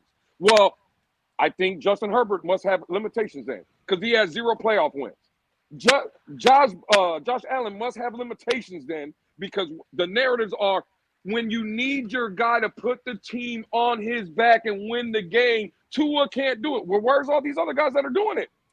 Where? Where? That's all I'm saying. Where are these guys? Because I only see one guy in Kansas City that is consistently winning, beating everybody, Tua included. So again, when I think, and I think wanted that's to the upgrade on problem. Lamar, when I wanted to upgrade, see, I was up on the fence tailgate, right? Locked in arms with Color, Cap, everybody else, banging the table for Lamar, right? Last year, we didn't get him. I'm off that. Deshaun Watson, banging the table. Tom Brady, banging the table. Upgrades over Tua, right? But how can you want me to sit here and honestly bring in, to Cap point, why am I going to go get Kirk Cousins? Why am I moving off of Tua to go get Tua 2.0? I'm not Why doing am that. I moving off of Tua to go Older get Baker Tua Mayfield? at that. Like, let's Don't call it make for no what it sense. is. It don't make no sense. And I think that's the problem, right? If you're going to give me an upgrade, give me an upgrade. But stop feeding me all these names that are not upgrades over Tua. For that, I keep Tua. Okay, well, let's address that real quick. Hold on. And I think that's the problem. I think everybody has this thought of, or a lot of people have this thought of, oh, we don't want Tua, we want somebody else. But you can't provide me with a legitimate option. Like you can't provide me with. That's what I was gonna say, bro. Like something like the you level can't that give he's gotten to, bro. You like can't the level that give he's me gotten something to the last 2 years. CB, Maybe it's four guys. It's not today, reasonable though. Maybe 4 guys you can definitively say is an upgrade. from where we sit and as we of can't get today, him. it is slim. It is a slim Very movement. slim. Very and slim. now I will say this: I am about contingency plans because let's call you know. Let's call it for what it is. Tua But how many has teams had Cap? How many teams got contingency plans on their roster? so I agree with you. They but don't. I also, It just don't. I It's agree just with not you. realistic, though. Okay, so here, let me look I at it would like say San this. Francisco had one. That's right, and that's a great point. And there's been, do they think? Did they know they had one? they tried. continued to do They so. tried. They continued to draft. Hold on. Let me ask you guys. Green this. Bay did that. Green Bay was notorious for that. Did They did it with Jordan Love and Aaron Rodgers sitting on the roster. They drafted, Right? right? But did it with Aaron didn't- Rodgers but, and- but and they the The didn't New England know. Patriots did that, right? But When they look, drafted Jimmy Garoppolo in the second round. What They had happened? Tom And Brady you know what? sitting on the roster. Then they got But something back for Jimmy because it's of a it. matter. It's a matter of getting lucky, though, too. Like sometimes, Well, it's the- just- you that's ain't the gonna win the draft, lotto bro. if The you don't draft is play, the- CB. You ain't Exactly. gonna win The the draft lotto is if you the don't play, ultimate dog. crapshoot. and that's what it is. It's a matter of drafting and lucky. Like we drafted Skylar Thompson, But no right? one's drafted. Oh, no, come on, dog. like, don't, come even, on. don't throw a 7th round draft Bro. pick to me, dog. Brock Purdy was Nobody Mr. looking Irrelevant. back. Nobody Brock looking Purdy was back, Mr. bro. Irrelevant. Don't bring up. The Don't bring. last draft pick. Don't in bring the up draft. Skyler, Nobody CB. is So pushing- come on now, nobody we is can't pushing say we Skyler. ain't. Again, but remember the Skyler had offensive a system. shot. Skyler the had a offensive shot system to has beat been Brock changed. Purdy. But and hold I up, would Cap. Skyler had a shot to beat Brock Purdy. He could have unseated Tua, and he could have rolled off into the sunset, and we wouldn't have been thinking about fucking Tua if Skylar Thompson came out and balled out. Sure, I don't think anyone. Well, not anybody, because I know somebody in the community that's like, still let's- caping for him to be the starter. Like, let's over be Tua. real. Like, let's be You real. know, I can think of one person Yeah. still caping for him. But look, again, think of when he was drafted. That was under the past regime, not this regime. And I think it would be super beneficial. Wait, who was with drafted? the new scheme? Skyler was drafted before by he got- McDaniel. He was drafted Was by he? McDaniel. Yeah. That was Mike Yes. McDaniel's first Come quarterback. on, bro. Yeah. His first quarterback. Shoot, man, Come on, dog. Goodness gracious, dog. Dog, that's And- Brock. and- That's your and Brock my Purdy time right is there. blending together now, dog. And how many picks did he go before Purdy? Purdy went like Oh. 15 picks later, I think. Yeah, Bro, something like that. He went Again, before look, Brock Purdy find- for sure. Picking a Purdy and getting that lucky like So, they did, it's as far as crapshoot. system goes, it's Yeah. super a crapshoot. But I also think, I like the idea of continuing to take your shot. And I don't like have that. one problem with that. I don't have a I do problem not with have that a problem either. with that. And Yeah. I also like the idea of that same shot being taken with backup quarterbacks already in the league.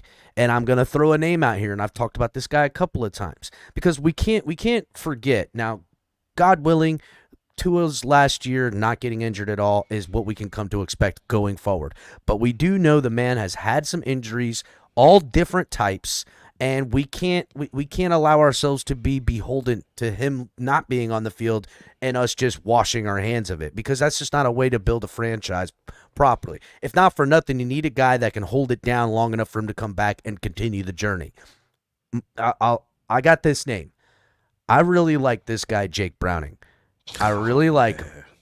I think the guy's got some talent, and I would love to see him in this scheme with these weapons, with a coach like Mike McDaniel coaching this guy up, and see what type of player they could make him as a Miami Dolphin. Bro, we might as well ride with Mike White if that's going to be our option. No, bro. if you're thinking Mike White and Like- Jake Browning are the same dude, you are out of your mind. If you Jake give Browning Mike- is really if you give good. Mike Okay. White a shot, you don't know. That's the thing. Yeah, no, Hey, I'm pretty sure I know. you don't dog. know, I'm pretty though. sure I. Okay, I'm pretty so- sure I do. okay. He better than Cap. Skyler. Okay, hang on. Okay, Cap. but I think Browning's better than both of them. Well, Cap, let me think ask you that's this. tough. Let me ask you this, Yeah, Cap. all right. Well, I'm depend on passing on general. Browning. I'm passing Right? on him, Listen, I agree with you, bro. Dude, you should take a page out of what Green Bay has, their blueprint over the years, right? Not just recently, but over the years. They continuously drafted quarterbacks, even though they had during the Brett Favre era, Aaron Rodgers era, etc.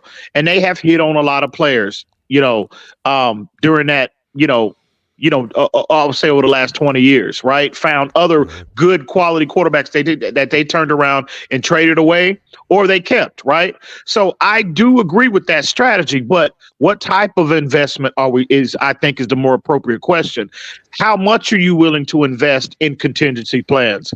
Is it third round? Are you willing to go to the second round? Are you willing to invest, at this stage? I would are you even willing to invest a first round pick or what? I guess that would always just come down to the board, the player, and where you're picking, right? Because if they took a quarterback in the first round of this year's draft, and it was one of these guys that fell, Now, I could see everybody's like, oh, my God, we have so many holes that we need to fix. Defensive tackle, interior offensive lineman. And yes, you're right. But say the good defensive tackles are kind of gone. Say the good interior offensive linemen are gone. And this quarterback, like Penix, falls in your lap. Or even this. Say Penix is sitting there and you trade back 4 spots and someone comes up and doesn't take him. Then he slides back into your lap again and you've picked up draft capital and now you've picked this guy. Now, what's the worst thing that's going to happen, right? Because if played in the long game, which I think now all Dolphins fans are talking about the long game because you guys are counting this incremental growth we've had from season by season as we're going to incrementally growth all our way to the Super Bowl, which, fine, if that's how you want to play it, whatever. I think it happens. I think you need it to happen a little faster than that because guys get older, guys get more banged up every single year they're in the league. But that's for another discussion. Say Tua goes down.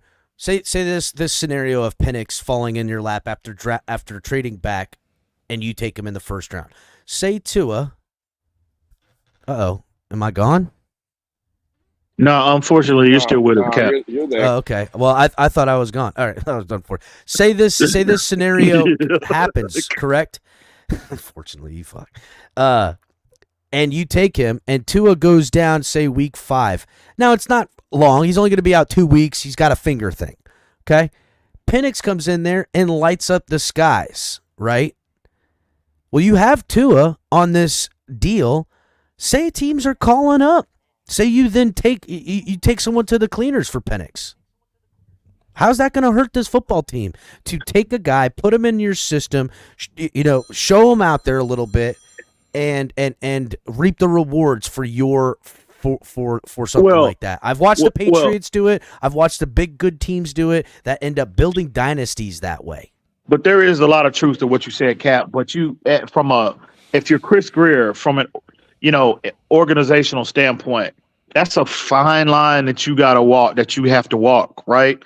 Because if you make a first round, a higher investment from a draft perspective, first, second round, well, you got to be leery of what the message sends to your starter guy. Now, again, a lot of what you're envision what your opinion is on Tua has a lot to play with this. If you think Tua is look at the scenario. Look at the scenario in which I laid out, though. Too, you know what I'm saying? Well, exactly. That's what I'm saying. There's a lot of truth to what you said, but I'll just kind of piggyback off that. Is again, that's why I posed the question: what level of investment are you willing to make? Because until Green Bay was ready to move off of Aaron Rodgers and entertain that conversation, guess what? They drafted. They went up in the first round and drafted Jordan Love. Whenever they were ready to move off of Brett Favre, right? When they were ready to entertain that conversation, guess what? They selected Aaron. They moved up into the first round to select Aaron Rodgers. So I would say this, EM, that the message sent from them going back in the first round and taking Penix is not as telling to me as if they picked someone in the first round, then moved up in the second to take Penix. You see what I'm saying? Like, if they drafted him in the first but moved back, that says less to me about how they feel about the quarterback than if the second round came and they moved up and went and got him. That's fair, but I think if you select a guy in the first or second round, which your young, developed 4-year guy is already in house that you say is the guy, I think if you select a guy in the first or second round, I'll tell you this: if taking Penix in the second round pushes Tua to boo-hoo about it and allow Penix to take his job, then I say we're all the better for it. But it's but I see what you're saying, but are you giving him a contract extension this offseason if you draft a quarterback? Sure. Why not? I just think I feel like if you're in a position, if you're gonna give Tua a contract, you're not gonna draft a quarterback in the first 2 or 3 rounds. That's just mine. Von Joe said you're hot. You're not reading his comment. Von Joe said you're. Where's Von Joe at? I don't even see Von Joe said that. Who? What's it called? And the one thing Von Joe hasn't said nothing. We don't even know who that is, bro. If you want to name me, any other guy, listen, no one's pushing back in the draft. I could care less. I'm not going to sit here, and that's why I've been very quiet. Sitting here arguing first, second. I could care less. You want to draft a quarterback, draft one. That's fine. I think every team should do that. again, one of the problems I have though is just the name, right? And I know if it's a guy like Bo Nix, right, big in stature, stronger arm, maybe not as accurate or whatever. Fine, cool, I get it, right? So give me someone like that. But the name when I hear Penix Jr., I've listened for 4 straight years now. Every reason of why we don't like Tua. He's not big enough. Doesn't have the strongest arm. Oh no, I'm right there with you, Lou. Penix Jr. is Tua 2.0. I'm not lying, but I will say this though, Lou. I will say this. So Look at what San Francisco did. They had Jimmy Garoppolo, system quarterback, pocket passer, not mobile. They tried to pivot in the other direction with the Trey Lance. And who ends up with the job? And they got fucked. Guy with got fucked. And the guy that now sits at the helm is more in tune to the type and style of offense that they run. So if they took Penix in the second round, I kind of understand because we have that system for that quarterback. Now, if you're telling me they want to take somebody completely on the opposite end, talent, Lamar, and they want to pivot this whole offense, I'm cool with that too. I just got to see how it can bear fruit for me. Which is even another reason why the whole Justin Fields narrative is fucking ridiculous. That point Cap just made. Well, hold on a second, EM. I do like. Now look, you bring in Justin Fields. Bro, Justin Fields, right? He can play. And say there's a pick swap or a mid-round pick, and they pick up a bunch of the money that's owed. To me, I want to see what Mike McDaniel can do with differing talent. I agree with Lou on that aspect. I would like to see what Mike McDaniel can do with other quarterbacks and stuff like that. None to come in here to immediately be the guy over Tua, because I don't feel like the organization, Mike McDaniel, most importantly, is in any sort of discussion of moving off Tua for somebody else. But I do like the idea of this program, this franchise, having contingency plans, and Mike McDaniel using his genius. I am with that, but the Trey Lance, I think, analogy is spot on in regards to the Justin Fields possibility. Yes, if you look at Trey Lance from a skill set perspective, him and fucking Justin Fields are identical. They're mirror images of each other. So slow processing, slow delivery, right? Inconsistent mechanics, all of these things, right? That is a requirement for on that position to be successful in this offense, right? They are they're polar opposites. So why invest just based off because he can run a 4.4? That makes no sense to me. But yeah, I think EM. They tried that again. They tried that. They traded 3 first, and that wasn't Kyle Shanahan. Kyle Shanahan allegedly wanted Mac Jones. He got outvoted. Worked out a heck of a lot better for Mac Jones and Shanahan if they did. Yeah, absolutely. And Shanahan allegedly now, again, I'm not plugged to nobody in that organization. I heard the same thing, dog. But the word on the street is that he wanted fucking Mac Jones. They thought that he got outvoted. Watch the F. Oh, my bad. So they got outvoted, right? And he got outvoted, and they went with Trey Lance. And again, how'd that work out? He's just not a fit. Schemes do matter. I know a lot of people. But hold up. I think that. Pull up as Harris's comment, because this is the perfect comment right here. Where's the contingency plan for Terron Armstead at left tackle?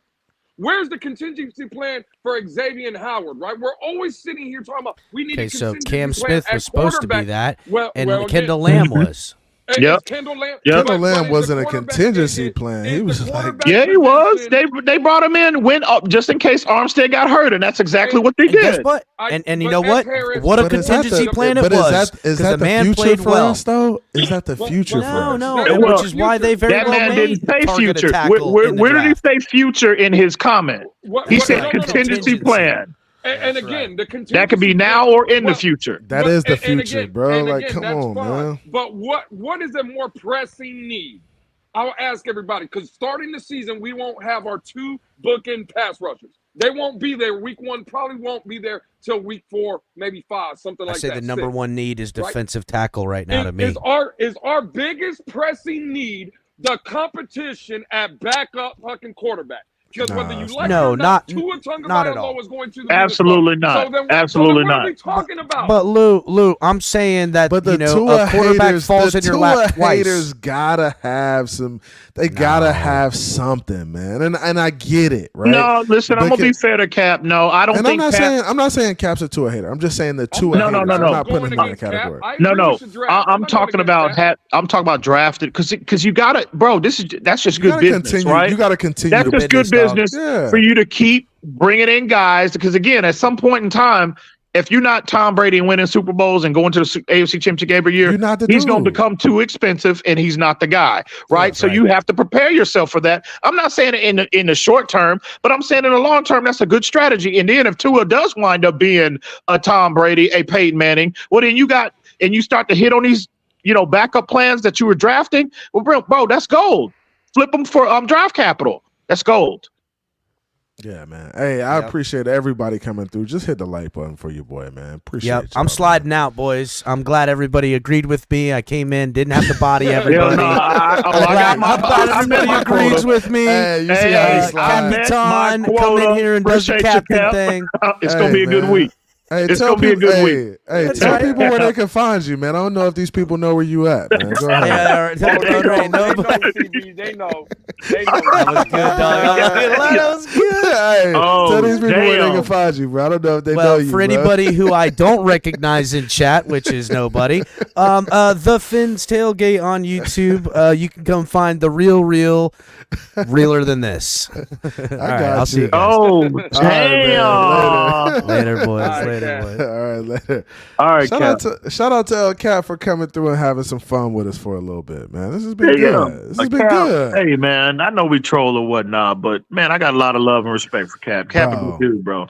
Y'all gotta admit that these are the conversations that are good for the community. I don't know what everybody else be talking about, but when you have conversations like this, it moves the community forward. And I know there's a lot of people in the chat arguing about Tua this and QB and stuff like that. But honestly, is it our biggest need right now? There's a lot of other stuff we need to do with this team in order for us to be successful. There really is. Tua's got to play better. That's what I want. I want his ass to step up and make the plays down the stretch. I want him to pull the ball down and run when he needs to, or get off platform and make the throws. I need everybody to execute, bro. That's it. CB, let me ask you this, because I think I already know EM's opinion on this. But do you think that Tua has what we've seen 2 years ago, and then especially this past year? He hasn't reached the ceiling. No, hell no. So hell Tua no. can get better then, right? We all. But see, this is my thing though. There's a lot of people who don't think this kid is maxed out in year 4. Right? And if we go look at Tom Brady, Aaron Rodgers, and all these other guys in year 4, you'd be like, damn, like Tua's playing better than they played in year 4. So it's hard for me to take people serious when they don't put it into context. The kid is in his 4th year in the NFL. There's still a lot of growth. And I think we could, if we really go look at it, I think you see a lot of quarterbacks grow tremendously between year 5, 6, 7, 8 as quarterbacks, because you've spent a lot of time in the NFL. You kind of know what you're looking at. You understand it a little bit more. Now, what I do want is Mike McDaniel to speed up his clock a little bit, because he's got to put some pressure on Tua to call some plays, to make some audibles, right? To do some stuff within the offense that gives him some freedom to read the defense, count the numbers on each side, and run a run play to that side if you feel the numbers are good. Like, that's what I want to see. So I want to see McDaniel give him more freedom, and that's what needs to happen. I think we need a more mature Tua, and I think it's time to let the leash go. Take the handcuffs off the kid and let him play. I see Von Joe's comment now. God damn it! I see Von Joe's comment now. Hey, listen, hey, CB, look. Listen, I know this is supposed to be me using and this Lou. profane language in y'all comments. My goodness. Hey, drop the link. Drop the link for him. I know it's supposed to, but let him come up real quick. I'm gonna go for about 15, 20 more minutes, and I'm gonna let Von Joe up for sure, because that's my guy. I'm gonna drop the link for him. But yeah, go ahead. I think so. One of y'all was about to say something. No, Man, I lost my train of thought too, bro. Damn. But yeah, I was just saying. I just, bro, Tua's not. He's not maxed out. He's Oh, he's, yeah. He's good. Yeah, bro. Like for people to say that he can't get to another level mentally after his fourth year, he can't get to another level even physically, right? Just a 4-year guy, 25 years old. And again, this is the biggest issue, right? He's shown nothing, and this is no Tua near. This is just facts. What the data says, what the film says, right?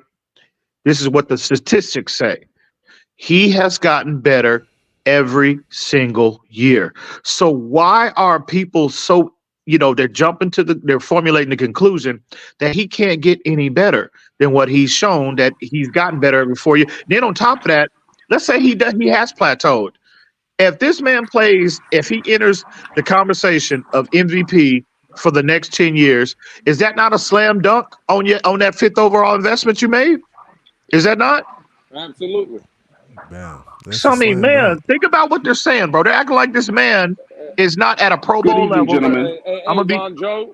I just want you to know before you start cooking, right? There's 2 gentlemen up here that said they didn't know you, and there's one that vouched for you. I just wanted you to throw that out. Oh yeah, no, that's right. Hey, good to meet you, bro. Hey, salute, brother. Hey, salute, bro. Hey, it's good to meet you, my friend. Good to meet you. The only part of EM that knows me is his bank account. Goddamn it! What happened? Hey, what happened? That's real cute. That's real cute. We're not going to get into all that. We're going to talk ball. We're here to talk ball. Okay, clarification you on did. that. Hey, you can't throw shots out there like that and not elaborate on it. Hey, what's understood don't need to be said. So that's okay, EM quiet over there. Okay. Von Joe said, hey, let me translate for the people. I don't know nothing about that. I don't know nothing about that. Let me translate what Von Joe's trying to say. He ain't thirsty no more. Just know we're drinking good. No. We ain't parched. We far from parched. We far from being parched. I don't know nothing about that. But it's good. It's good to meet you, my friend. Nice to meet you. Yo, great conversation this evening. I'm sorry I was going ham in the chat. But no, people are asking if Tua's plateaued. It's rightfully so. It's because he's the same person last year and this year. Is the same guy. Literally, it's just a longer body of work. It's exactly the same thing he did last year. He did this year in this offense. And in this offense, they said year 2 in the offense is usually when you really take off, right? But he was on pace last year with this for the same production. But he's at the highest level though, Von Joe. Is this the highest level of this offense? They've been number 1 2 years in a row. I understand there's improvement, but I mean, the highest level of this offense. Throw this away. We ain't got no shot. Okay, well, okay, all right. Wow, that's crazy. Hey, this your guy too, Lou. This man, he said, throw it away. They've been at the top of the league, bro. They've been at the top of the league, and they are sitting here saying get rid of them. Wow. You telling me the highest level of this offense is literally just putting hands on our receivers, and it fizzles out, and we have nothing. Okay, well, all you gotta do is literally they were playing single high. They literally, at the end of the season, teams were literally saying, "Hey, no, we stopping the run and daring Tua to beat us. Do it." Okay. Well, are you relying on Durham Smythe? So who are you going to if you got? Hang on, real quick. I'll let you if Tyreek Hill is getting pushed down like a 2-year-old on the playground, right off the line of scrimmage, and Jalen Waddle is getting muscled into the bleachers, right off the line of scrimmage, right? Okay, well, if your 1 and 2 options, which this whole offense is built around, are not available to Tua, are you relying on Durham Smythe to beat you, to take you home? Is that what we're doing? I'm glad that you went to Durham Smythe. Cedric Wilson? Hold on. So Chase Claypool? So trash ass Braxton Berrios? Is that what we're doing? So yes, that is exactly what we're doing. If they're open, you throw it to the open guy. That's the point. They were not. That's the point. What? They were not enough. They were not enough. Not enough. Yeah. Man, this is y'all are really having this argument right now, bro. Oh man, this is wild. I'm mad too. Like we see in the all 22 where guys are open, and he still throws into double coverage. Does he not? Are we arguing this? Man, I think I'm because I know I've been drinking. Von Joe, I think. I know I'm on a piece of chocolate right here with some. Oh yeah, some, that's clearly the case. You ain't had to say a goddamn thing. Oh, that's clearly. We know you've been drinking. We know you've been in that cabinet. We know. But I know for sure. What happened? He left? Look at him. Listen. Man, y'all booted Von Joe. No, I swear to God, I didn't boot him. He left. He's so damn drunk right now. He backed out of the damn stream. So yeah, you didn't need to tell us that. We knew, Von Joe. Oh my gosh, that man backed out of the stream. He's so drunk, bro. Tighten up, Von Joe. Tighten up, man. Listen. I know I've been drinking, but clearly. Yo, Lou, you know they smoke that Reggie in Texas apparently, because boy, sticks and stems. Sticks and stems. I don't understand. Look, and Fred in the comments talking about kick Von Joe. Who was that? Is that Fred?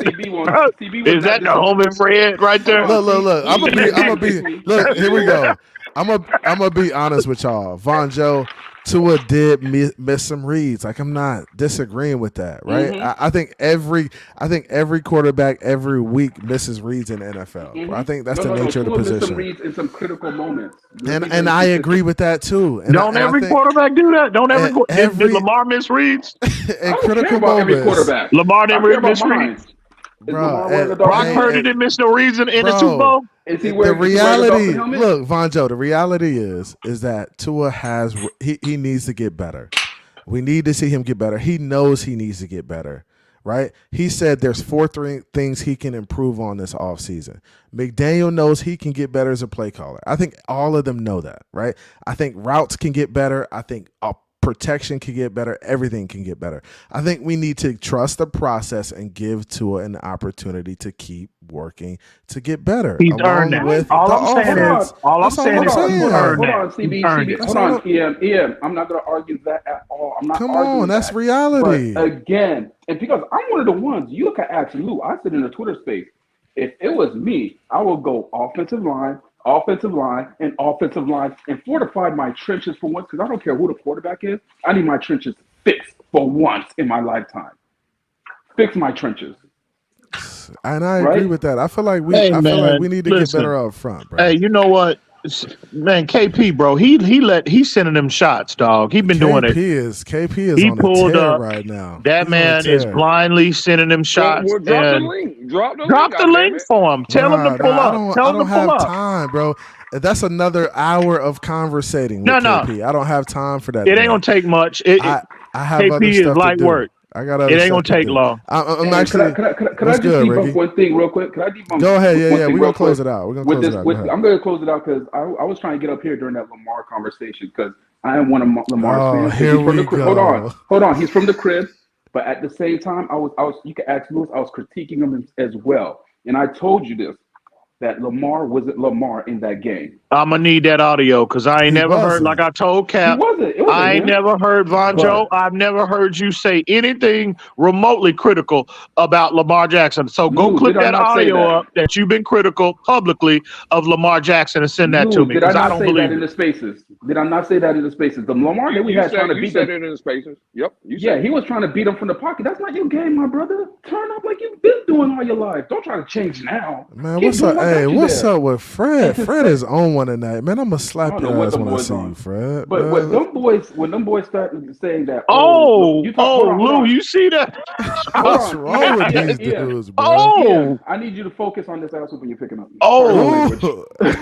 Damn. All right, focus over here. So now you're telling me you're expecting. Hold on. Pull that comment up, CB. Go on and pull Fred up. My bad, Von Joe. Go ahead. Can't pull up Fred. I'm gonna fire his ass up when I see him. Don't worry. Yards in a run-centric offense. The Baltimore Ravens have never had a 5,000-yard passer. Never. They've always been run-centric. We didn't say 5. I said 4.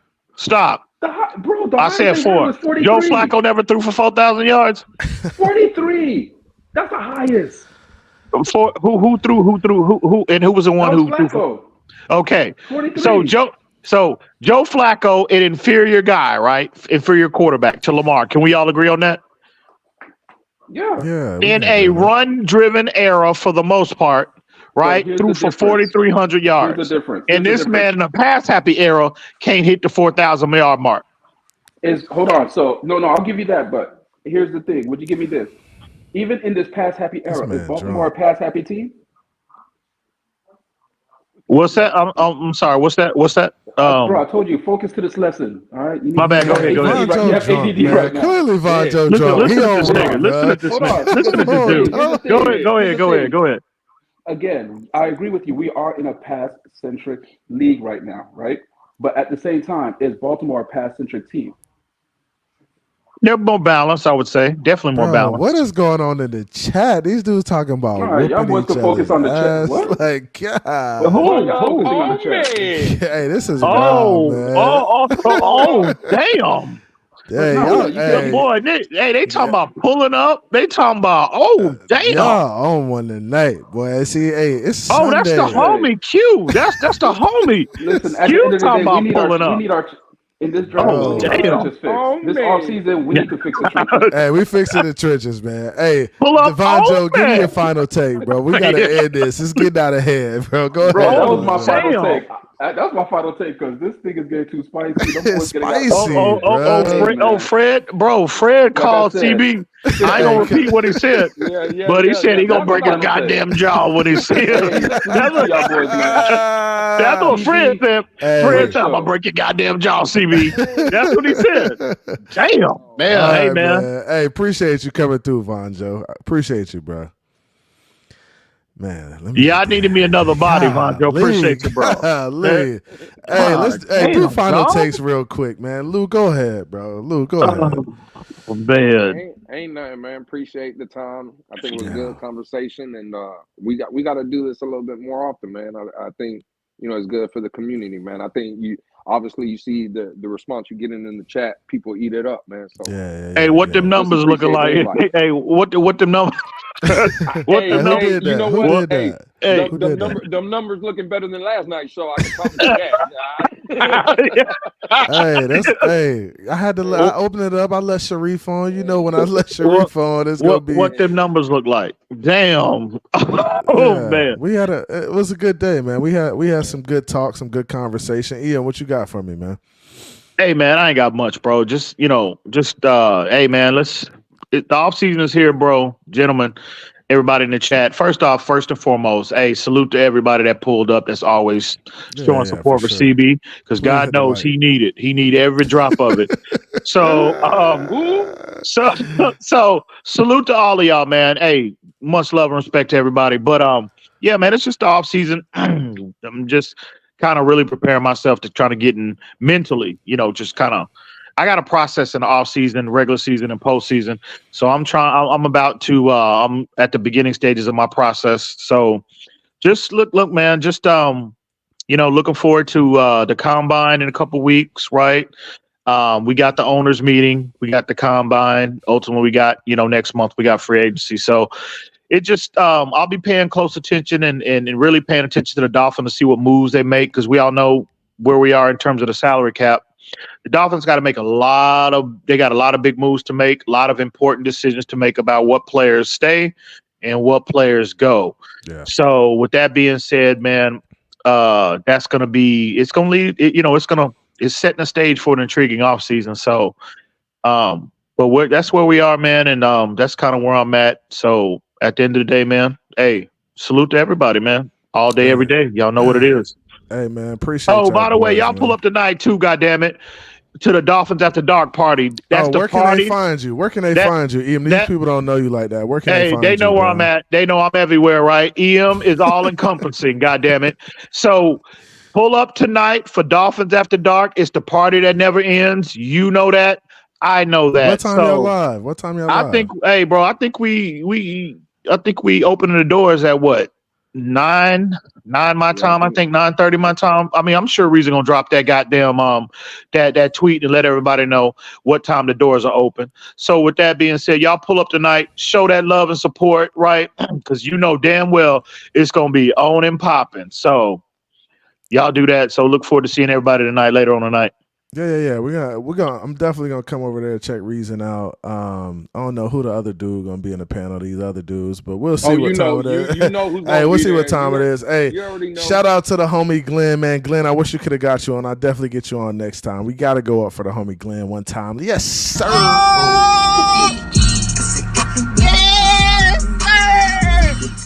Appreciate you, man. He says enjoyed the show and tried to call in. Maybe next time. Next time I got you, bro. Trust me, I got you, man. Appreciate you. Appreciate everybody for coming through, man. Y'all already know what time it is. It's your boy, Vince Tate with CB83, and we out. Y'all be safe. Y'all be safe. See ya. Camping about and that's foreign. I swear that I'm up for the sun in the morning. Oof, hey, I gotta flex. I need a Nike bag, give me the check. I need the money and power, respect, but I promise I'm repping the O to the dead. Hey, oof, I sort them out of my way.